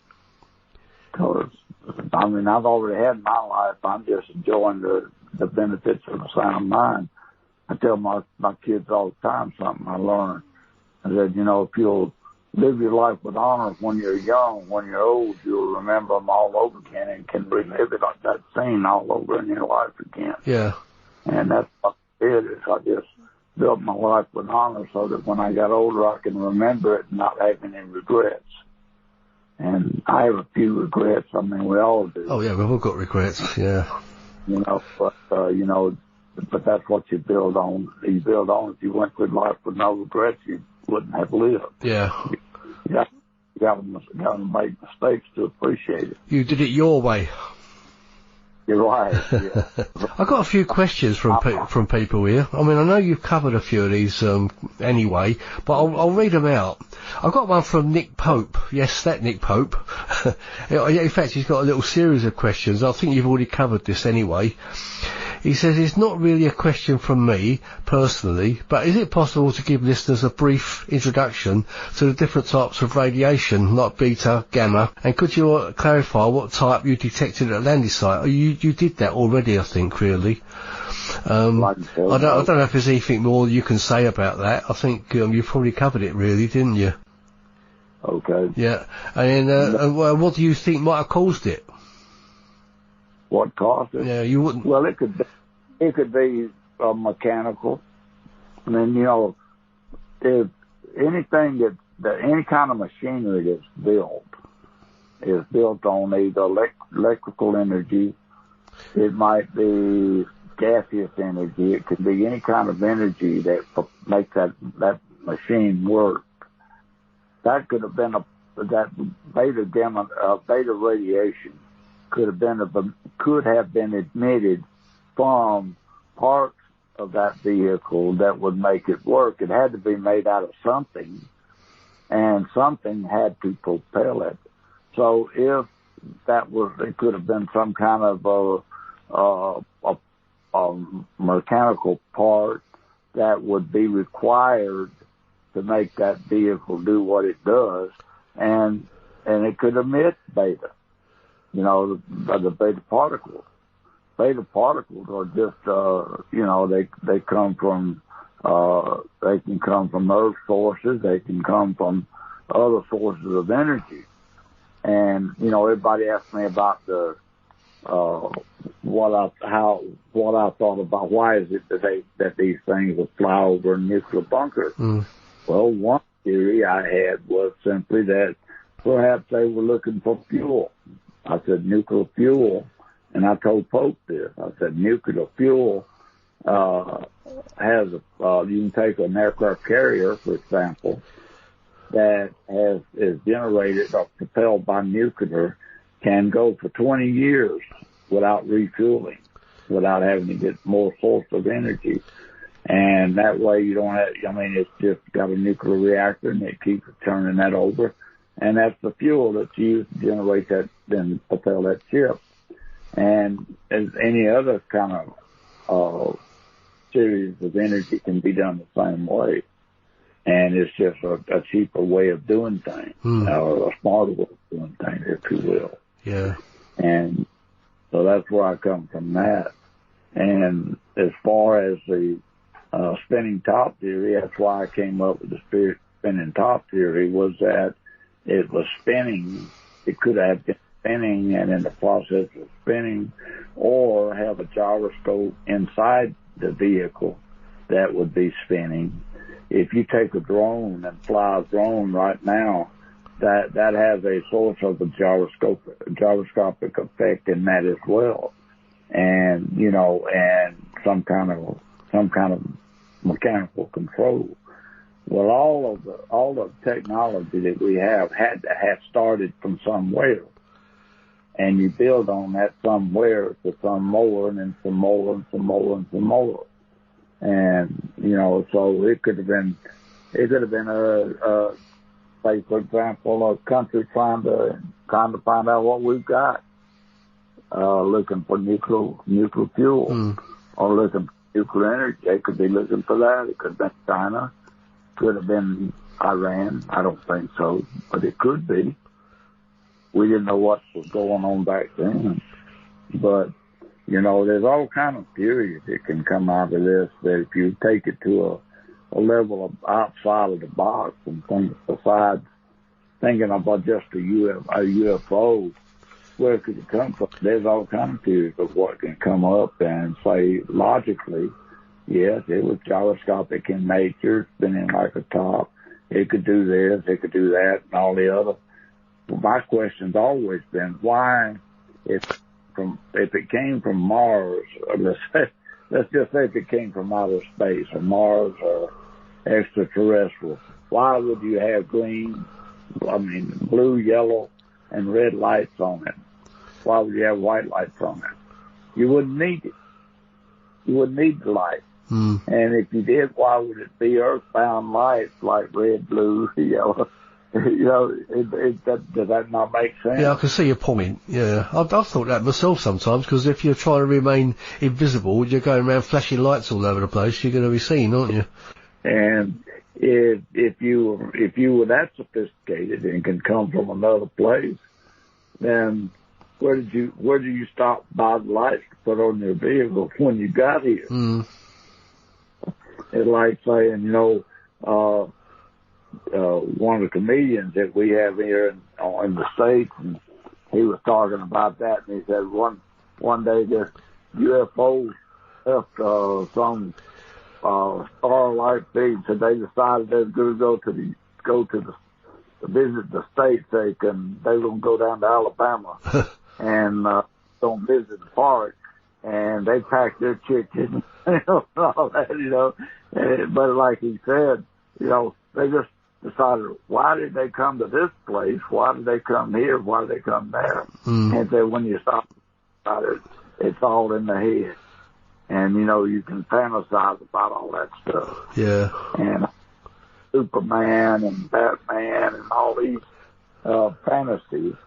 But, you know, now the technology, good point, that the technology of Ben Tracy, you know, the detective way back in the comics 60, 70 years ago, are realistic now. Yeah, yeah. Because somebody back then thought about it. And then they developed it over the years, and now it's here. So what could that not have happened at Rendlesham? Yeah. You know, I just have all these little theories that come up in my brain, and I'm always asking why. You know, the old saying in sales, if you ask somebody to go make a sale and they'd say something and give you an excuse, you'd say why. They'd keep talking, and you'd say why, and they'd keep talking. Yeah. Hold on. So, well, I ask why. You know, why did this happen? How could it have happened? And what would have made it happen? Instead of saying, oh boy, you know, I saw this UFO, and then, you know, I don't even listen to those stories. So you got to have a purpose. Anyway, Nick's questions, it continues with part C. It says, you've already covered this really as well. I thought I'd better read it out though.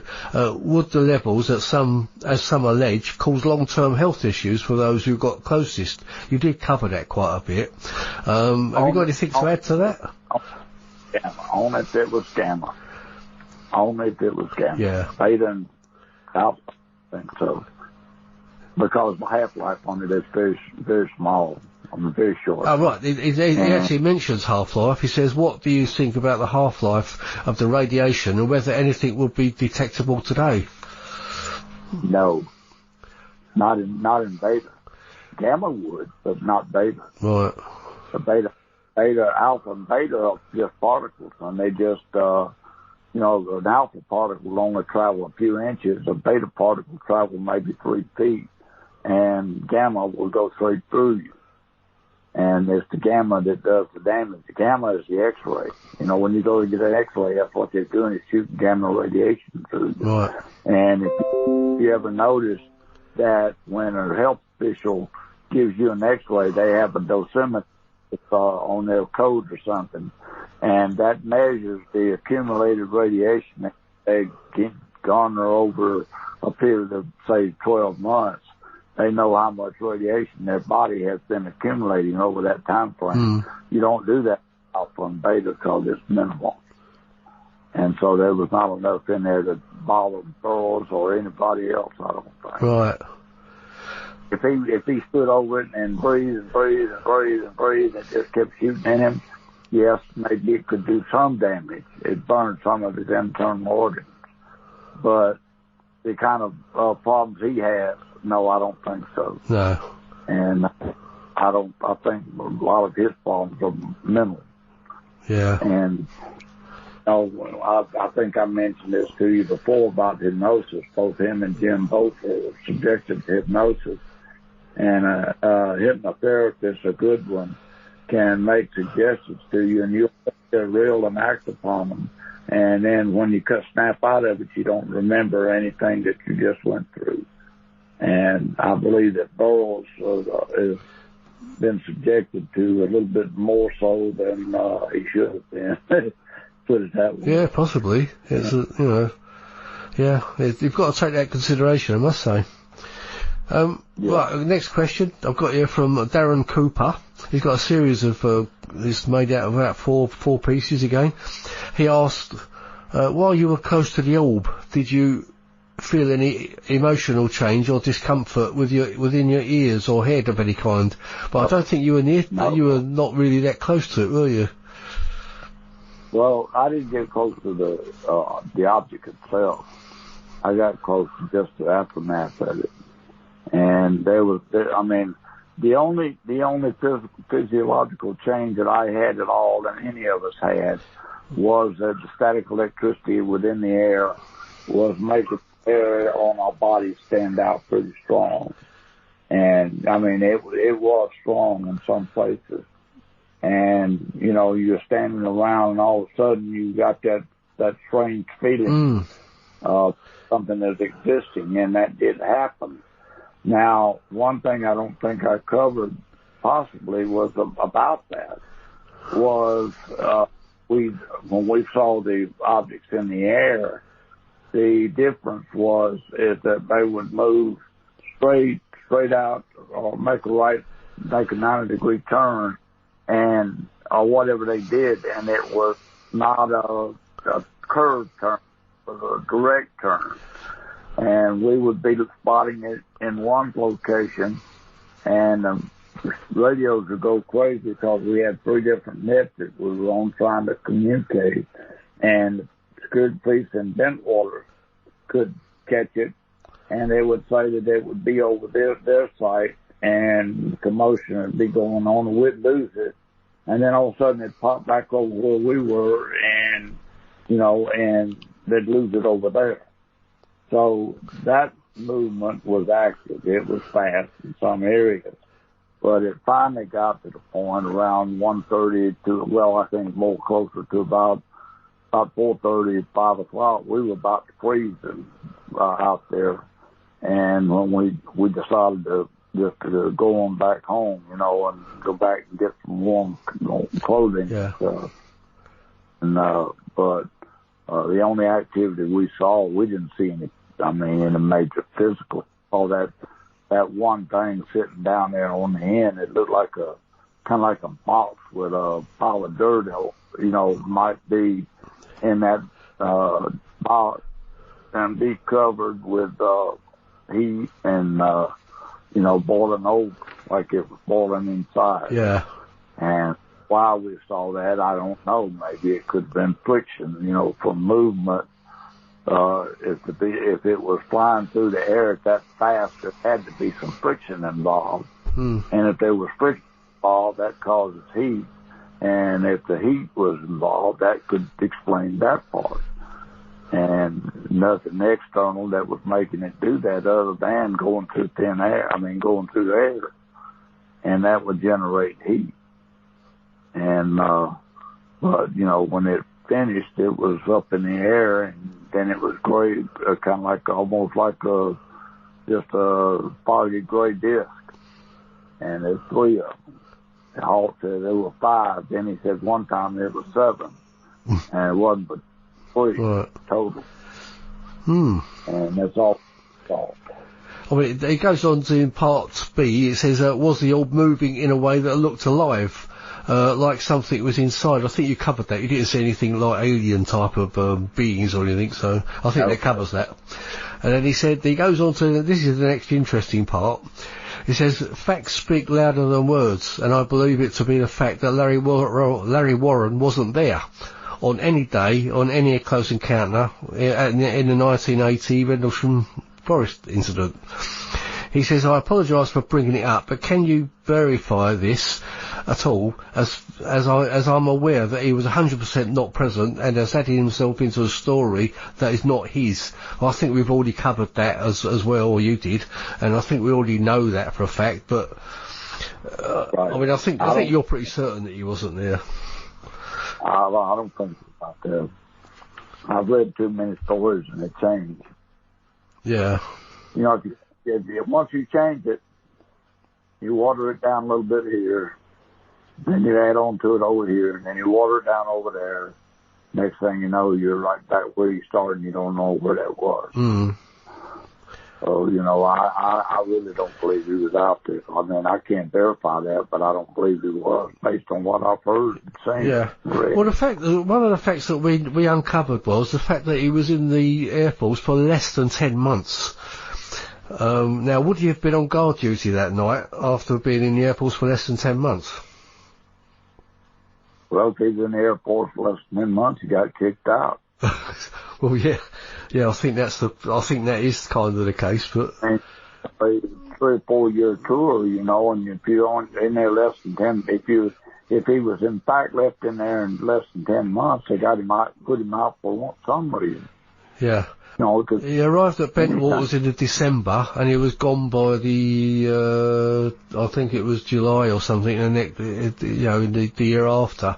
But I think he'd been put on, like working duties around the base. as far as I understand I'll tell you now, if you got a classified clearance, and if you leak anything out and you get caught in it back then, we would, if I'd been in the Marines, I'd been court-martialed right away and probably shot. And I went to the Air Force one day right after I got in the Air Force, and I walked in an office, and a captain had walked out and left a confidential, he left a secret document laying on the desk. And I walked in and put it in the coat pocket and walked out. He come looking for it, and I asked him, I said, "What are you looking for, sir?" And he said, "There was a document on my desk." I said, "There was?" And he said, "Yes, it was." I said, "What kind of document?" He said, "It was classified." I said, "Why was it on your desk?" I said, "This classified is supposed to be with you or in the vault. Why was it on your... I have it right here. You can..." I said, "No, sir. I don't give it back to you. I take it to the person in charge in security and give it to them." And I took it and give it to them. Wow. And I said, "You know, you don't play games with security. And that's how you got your clearance. That's why." And he said, "You don't have the authority." I said, "You'd be surprised what kind of authority I got." And I said, "Don't mess with me." And I was a sergeant in E4. He was a captain. I told him, I said, "You don't mess with me, because I'll fight with the best of you." Yeah. And, but I had that kind of confidence. Yeah. You know, well, you had that evidence on your side as well, didn't you? So. Yeah. On my car. And, you know, when I went to NATO, they took me down in there, when they found out what I had knew, took me down there to the security vault and let me go and see some top secret material, NATO top secret. And, you know, and asked me what my opinion was, and they wanted to keep me on for about 3 months and let me help them out. And, my Colonel Conrad wanted me back there, and Colonel Williams wanted me back for wing, was getting ready to have, you know, a 3-week inspection of 3rd Air Force, and they wanted me to be there because I was the only one to keep their butts out of trouble. So, yeah, they'd call me and ask me, and I'd tell them they'd pass it home, see. So, but that was the kind of rapport I had, you know, with the commanders. Yeah. Yeah. Well, the next thing that Darren says, this is Darren Cooper again, he says, did it pulsate like an energy or did it blink like an eye? We're back to the eye that Colonel Halt has stated many times, has stated on the Halt tape. Now, I don't know if there's much more you can say about that blinking eye thing that you mentioned earlier. Well, I mentioned the fact that that would be what I would call a pulsating light, if you will. And why was it pulsating? I don't know. My theory at the time, and I've thought about it again. Light is energy. And, you know, it's a form of energy. And with the fact that there was something there, we know that. There was something there. I don't know what it was. I know that it was hot, meaning that it had, if it flew through the air, it had to fly through the air at a pretty fast speed for the molecules in the air to heat up like that through friction. And when an aircraft lands, it has static electricity on it. And the only way you can keep from getting it has enough static electricity on it when an aircraft lands after flying through the air, it has little tubes on the end of the wings that let the static electricity go out through that and dissipate. Without that, if you touch the aircraft, it would kill you. There's that much energy in that. Now, that being said, that just says that if it was a disc or if it was a saucer or whatever you want to call it, that was flying through the air, high altitude, there would be no problem. But low altitude, it would be because of the molecules. So that being on the line of thought, the molecules flying through you passing through those molecules and it's going over the body of the object, then yes, it's going to generate heat on the outside and generate pretty hot. And so if it came in and landed and was flying that fast, which we think it was, then yes, I can see why it would be very hot, especially to the touch, and why it would be emitting all of the heat. The only thing that we don't see on there and don't understand, of course, the object that Jim saw in the diagram that I think he said was dark, that would hold in the heat right there, being dark. And then, the friction over a dark object is going to be hotter like a battery, if you will. You take a battery that's black and heat it, and it's in use, it gets hot faster than a battery that would be painted white. Or white will deflect the heat, and the black will absorb it. So that would absorb the heat, and and then if it was molten metal or whatever, that's what it looked like. But again, I say here's another thing about your eyeballs. When you're looking through something like that and it's hot, if you ever look at the heat, something that's heated up in the dark with your bare eyes, it'll look like there's waves of energy going up and down through there. And, and so that could happen too. I mean, here's what it could have been. Nobody knows. I don't. And I don't profess to know. But I'm the kind of guy that sits back and thinks about things like this and say, what if? What could? What would? What did? Analyze myself. And that's why with the tripod leg, I said on an uneven surface, and I then actually demonstrated that with a tripod and showed how it happened. And again, Halt comes up with his tripod theory and all that, because he's heard me talk about it, I'm sure. And, so there's a lot of things that are said I don't know. And, he makes claims that to me just don't make sense. And, Okay. Well, finally, Darren says to thank you personally from him, and he says first for doing the show, which is I second that. Thank you very much. And he said that's awesome. And please, he and Darren actually had a big encounter himself. He's been on the show about a year or so ago. Darren had a big V-shape that came very close over to where he was working, and they think they had some missing time and stuff. So that's why he wants to thank you personally, because he's an experiencer too. So. Well, that's good, and I appreciate it, and you can give my thanks back to him. Like I said, I don't know, I don't have the answers. No. And I don't propose to. But I don't propose to get up and sensationalize myself and promote me. It's not about me. It's not. And Colonel Conrad will be the first to tell you that I'm that way. And we go and have coffee. And every time I go to San Angelo, we'll stop and have coffee together and sit there and chat for about an hour.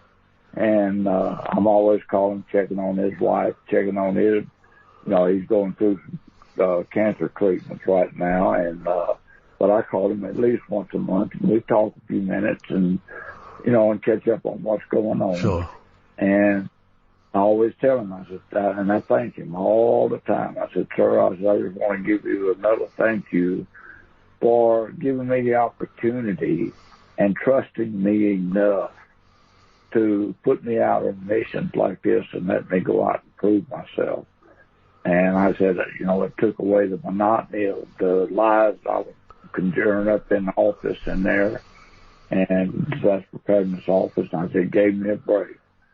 But I did about 6 different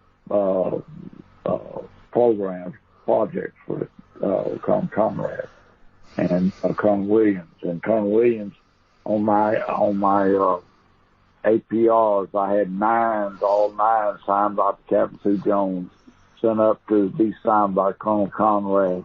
Colonel Conrad put a note on there, and then he sent it on up to the wing commander, to Colonel Williams. Colonel Williams signed it and endorsed it.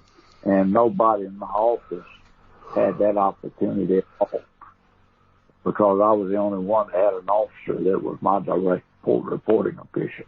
And that was why, because she gave me the opportunity, and they were always sending me out on projects to do, and you know, and not to keep me in the office and all hell break loose. I just get out of the office and go do what I want to do and enjoy doing, you know, working for them. Yeah.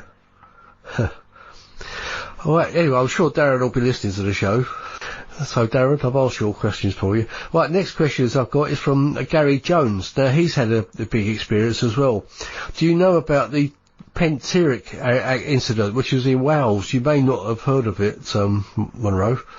No, and it says, do you see any parallels between the military actions from Rendlesham and Penteric and how they behaved? You know, cordoned off areas, military assets involved, the following cover-up stories, etc. Well, when it comes, I'll put it this way: I don't have any knowledge of that particular incident, but I know military protocol, and I know accidental protocol, because I went through about 13 different accidents from helicopters all the way through to aircraft, large aircraft, and then we train for it all the time. And what happens is, any time that you have something that happens out of the ordinary, you always coordinate off, and you always go through with a methodical inspection. And by reason of my previous training as a Marine, and also in the Air Force and certain jobs that I did, I was trained in all kind of things to be very methodical in what I did. As a photographer, I had to do the same thing over and over and over and over again, and to do it well. And, but when it comes down time to investigate, you block off all doubt so that you have room to go in and theorize and figure out what the problem is. That's the same way if you have a murder or an accident or something. You always coordinate off and then work from that. So, yes, there would be some parallels along in that line of thought. Have you any knowledge about how the witnesses were treated after? Were they sort of bullied or questioned a lot? I mean, were you questioned a lot? On what? What about the incidents that you? Most people that were involved never even knew I was out there. Right. I went out there with under a classified situation, and was given freedom and the flexibility to investigate on my own without anybody touching me, and go out and theorize and come back and give a logical thought to the commanders. And I did, and and that was why they did it like that. Keep all speculation out of my mind. Then that's the way I work. If I went out to do something and I wanted to investigate, I'd say, don't let anybody come with me to give me any kind of ideas. I said, I want to develop my own ideas based on what I see. Yeah. And that's what I would do. I would go out and do my investigation. Then I'd come back and I'd tell them what I thought. And if I thought anything more about it later, I'd go back and discuss it with them then.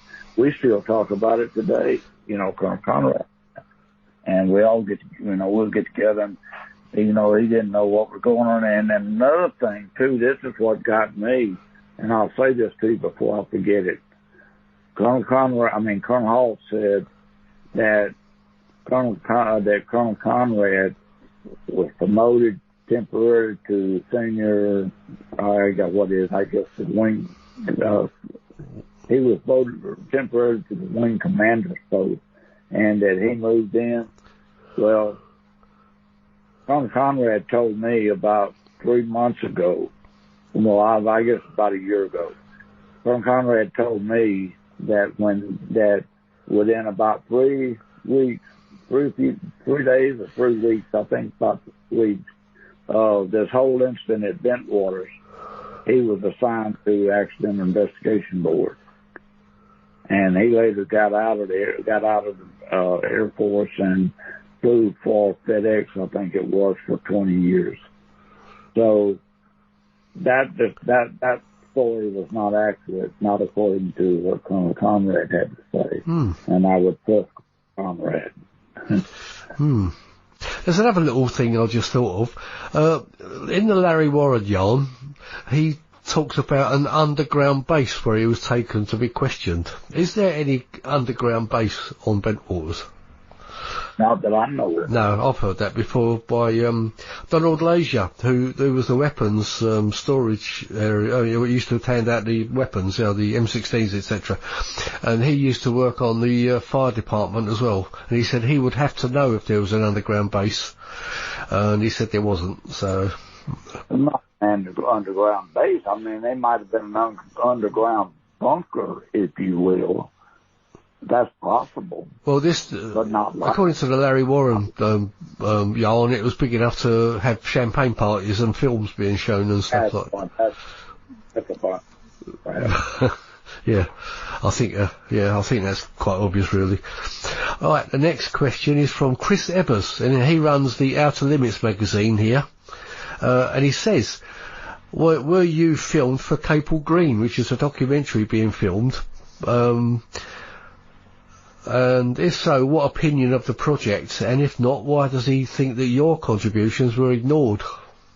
Or were you asked to be in it at all?" No, and see, that's expected. And I mean, if I tell the truth, then I destroy all the other fiction, all the other fiction and non-fiction problems, all the stories that come out of it. If I'm telling the truth, I interfere with their program. Right. And just as the previous British programs I did, they came out and they would joke. I mean, they were very sorry, very, very deliberately sorry acting, and did not depict what really happened in any way. And and I haven't seen it. I want to see it really, and have been invited. No. Because if I did, probably did pick it apart real quick. Yeah. But the truth is not wanted in a case like that. They want to keep it where they can make up whatever they want to. Well, this is all the Capel Green film. It's all based on the Larry Warren story, basically.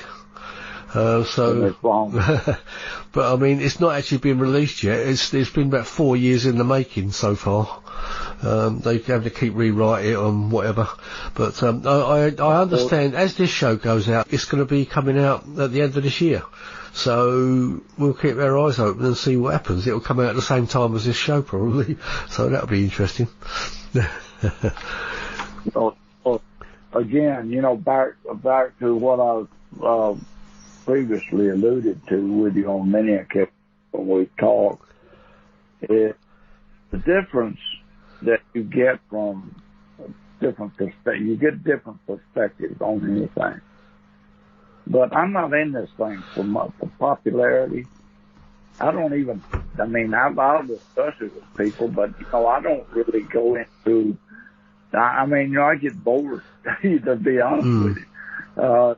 In trying to discuss it over and over and over and over with certain people, because certain people that hear it always conjure up things that happened to them 40, 50, 60 years ago. Oh, I saw this, I saw that, and I don't believe it. I mean, I've got a wife that has a couple of kids that come up with their stories, and they're in their 50s and 60s. And and they try to, when I say something, they want to come in there and put their story in there. And it don't happen that way. It just doesn't. And sure, there's a lot of people that have had experiences, but there's a lot of people that had experiences that never existed. Yeah. And then that was fictionalized on what they want to do. And I don't know why somebody in Colonel Halt or any other in their position, why they feel they have to go in and keep adding to the story or keep shooting down. I mean, if I tell you something, you can count on me about 10 months from now, a year from now, 2 years from now, 5 years from now, I'm going to tell you the same thing. I'm not going to change it.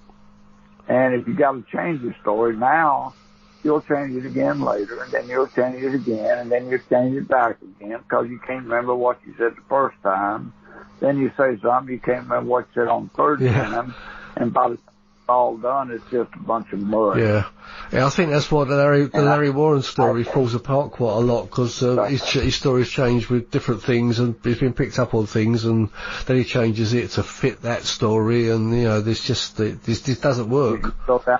You go down to the pub and you say something that happened here, and you got a few beers on you, and the next time you go down there, you got a few more beers on you, and somebody killed it.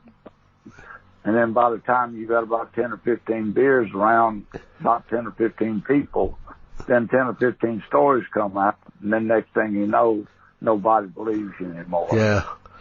And if you were there and you tell the truth, you're more likely to be believed, because whatever time it is, whatever year it is, it's always going to be the same thing. Yeah. And that's the way it would be. And Conrad has commented to me on numerous occasions that was something he respected in me, was that I kept my story clean, I kept it true, and I didn't try to put down anybody. I'm not trying to put down Halt, Colonel Halt. I'm not trying to put down anybody in the whole story. Let them tell their own story, and let the people be the judge on what they see out of and what they hear out of it. And if they do that, then they'll get the truth out. And that's the way I go back, look at my books, anything that's been written on me, and the majority of the time, I'd say 90-95% of the time, it's going to be the same. There may be a word here changed, a number changed, or whatever. But other than that, that's the only difference you're going to see. But the key factors are always the same. I don't change. Yeah.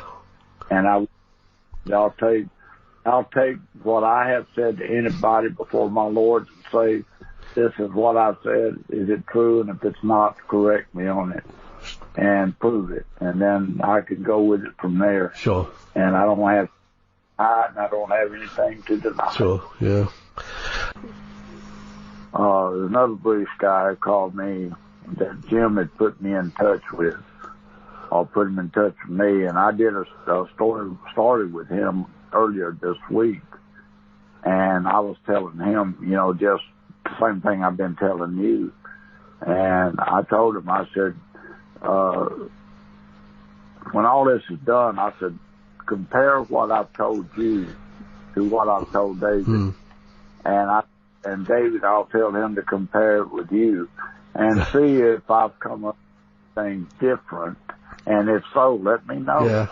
Let me know. Could it be? Because I know you want. Could it be Could it be Phenomena Magazine, Steve Mira or someone, or?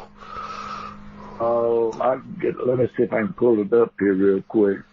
It was on an email that he sent to me, and then he called me Monday, I think it was, and we talked on it, and we talked for a little bit, and it was just he was wanting to get my perspective on it, and apparently Jim Pennington had put him in touch with me. Right. I know one magazine it won't be. It was a magazine, I believe. Yeah, I know one magazine it won't be. I won't mention it, but right. And I don't know which one it was. I don't know any. Outer Limits magazine. But anyway, we'll leave that there. We can sort that out later. I've got the last question from Colin McFazerdine. He asked about the Nick Redfern's book. I don't know if you've heard of that one. It's called The Rendlesham Forest UFO Conspiracy. A close encounter exposed their top secret government experiment. You did mention a bit about you think it could be something like that. So, do you want to expand on anything to do with that, or? Well, I don't know of any experiment. That's the whole point. Yeah. I just said it could be.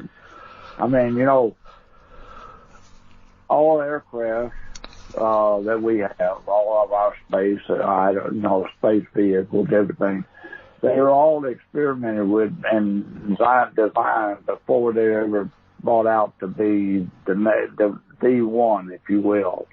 For example, the A-10 or the Harrier jet or any of the aircraft or any of the boats, the ships, whatever, you know, they try them out first to make sure they're going to work before they bring them to fruition. And, you know, we have instances like, for example, when the SR-71 was built, Skunk Works was building on it in Area 51. And that was top secret for many, many years, super top secret. And then when they got through flying them, then they let people know that they were real. You know, when the pilot got shot down, then they admitted that they had one, but they never had admitted it up until that point in time. So the only thing I can say about all of this is that, yes, it could have been an experimental vehicle. It could be controlled by somebody. If we could, I'll put it this way, if we could take a computer and we can put a drone into the air and let that drone fly several thousand miles away, look in on a target and put it down, put that weapon down in the smokestack or through a window several thousand miles away. Why couldn't we? Where did those experiments start? How did they get? Who came up with the idea? Why did they come up with the idea? How was it checked out? How did they know it was going to work? So yes, there could have been experiments going on the whole time. Why would we have, like I said before, why would you have blue light, red light, green light, yellow light? Why, if you came from outer space, would you even need light at all? Because you probably had something else to use.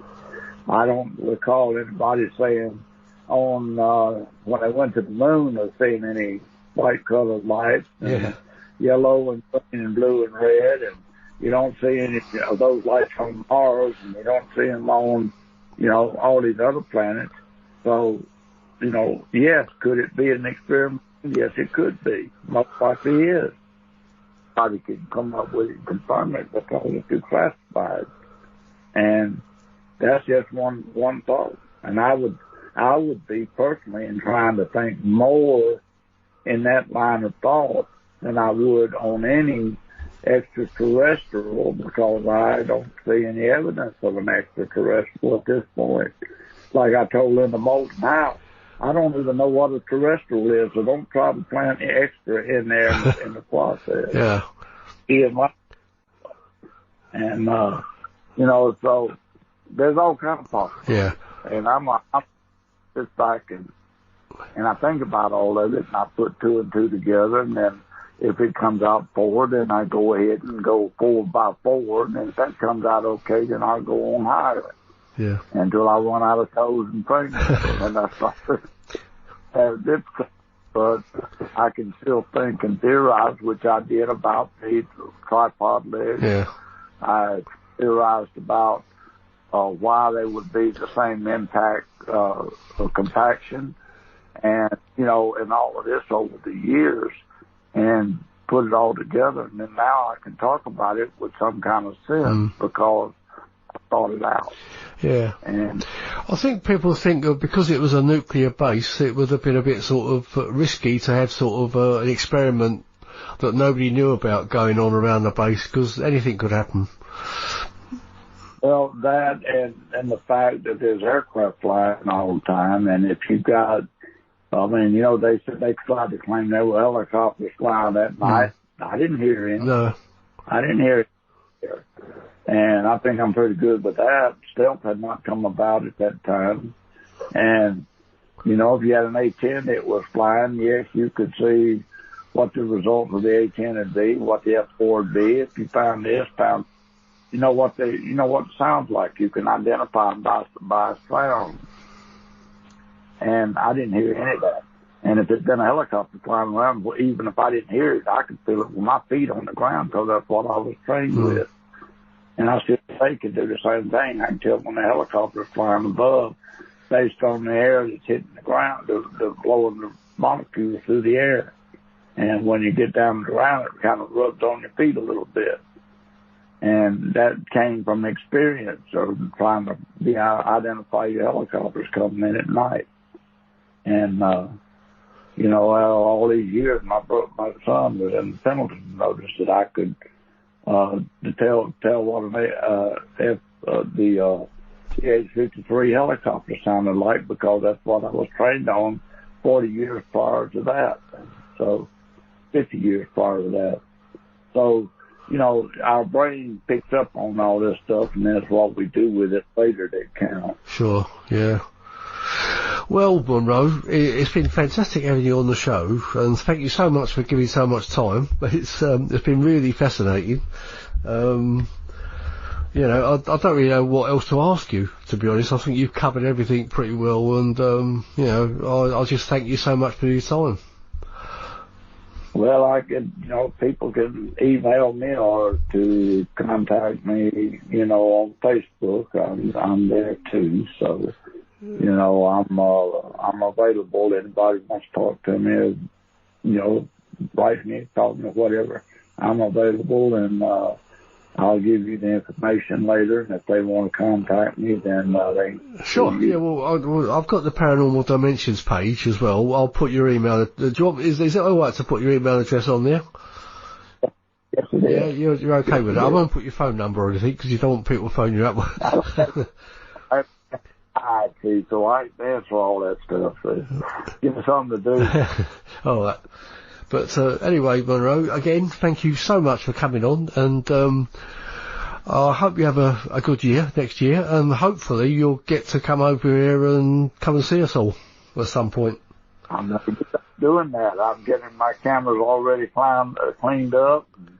Just bought me a new one, spent another $2,500 bucks, so I'm getting ready to get some more pictures. Wow, that sounds great. So shoot some things. But, yeah, so, well, I shall look forward to that. Okay, and I get over there and see what Ipswich looks like now. Yeah, it's probably changed a little bit, but... Woodbridge, it has, just like it has here. Yeah. And, you know, time moves on, whether we're ready for it or not. Yeah, I mean, half the woods got blown away a few years back, so... Wow. We had a big storm, but it's probably changed since you were there. But I'm sure you'll be fascinated to come and see it again. Yeah, we've got the Cold War Museum, which you'll be interested in. You might recognise a few relics in there. Will. Well, I'm looking forward to it. I'm going to talk to Jim about it, and Gary, I'll see what your plans are.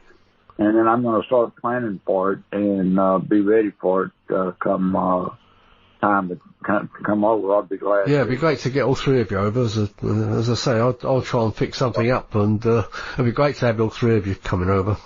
Excellent. Anyway, Monroe, I'll let you go. I mean, it's been... Go back to the old building I used to work in. If the old DP office is still there, disaster preparedness. Right, yeah. I mean, there's probably a few people you might bump into. Donald Lazier lives in Ipswich. I don't know if you know him very well, but... Well, there's a lot of people. I've taught about 15,000 people through the years, so 5 years so I'm sure I'll come across some of them over there. He's a US expat that lives in America. So, lives in Ipswich, I should say, not in America. Anyway, well, I'll better let you go. It's 2:45 in the morning here, as we speak.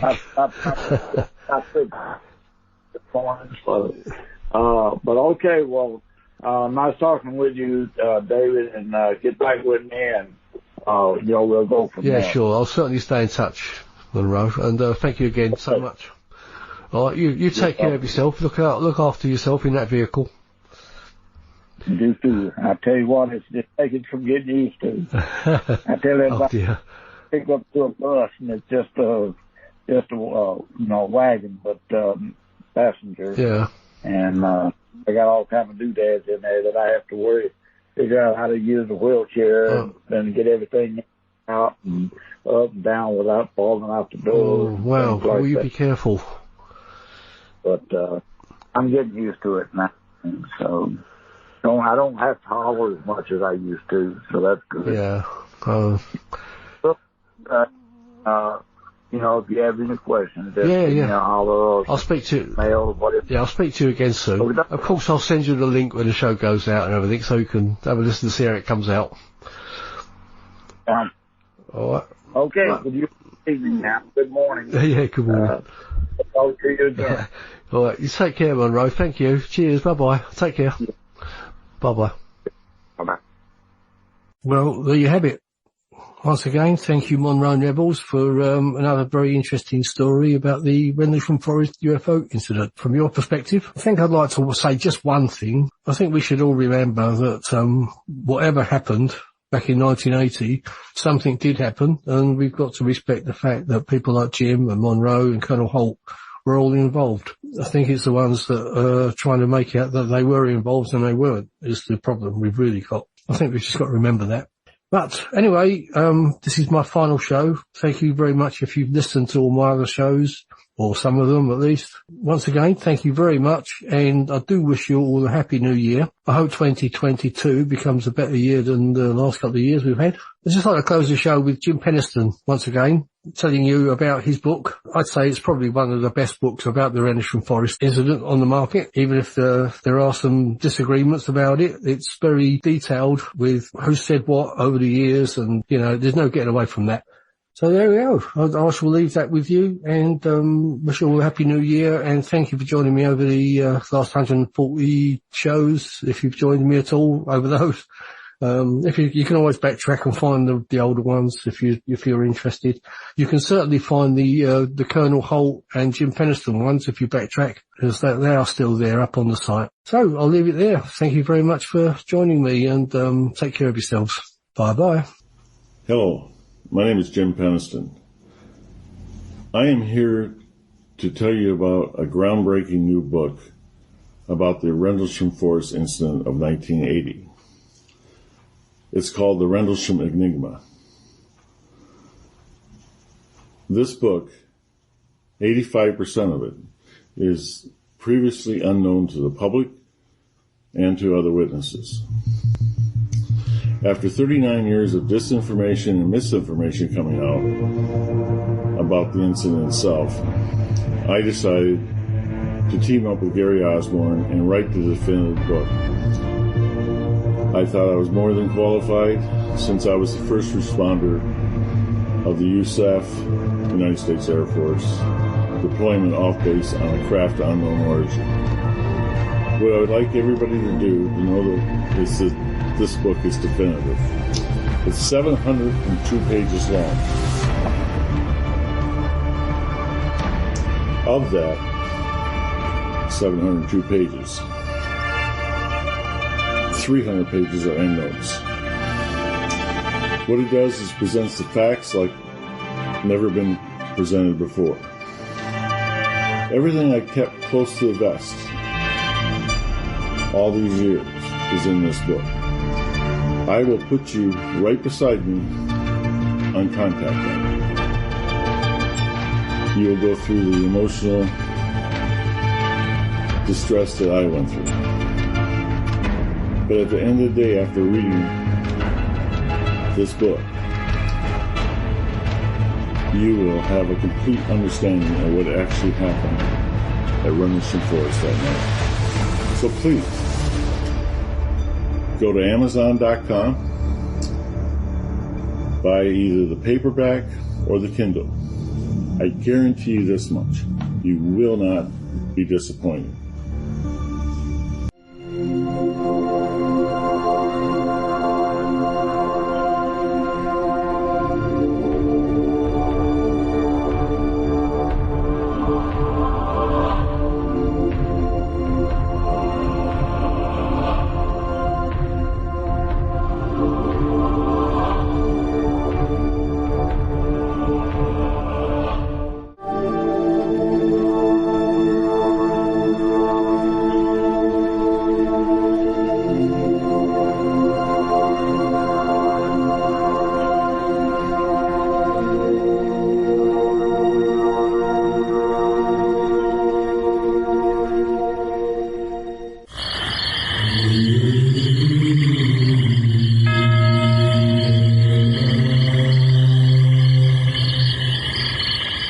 You've been listening to Paranormal Dimensions on the Paranormal UK Radio Network. This is David Young signing out for the final time. Thank you and goodbye.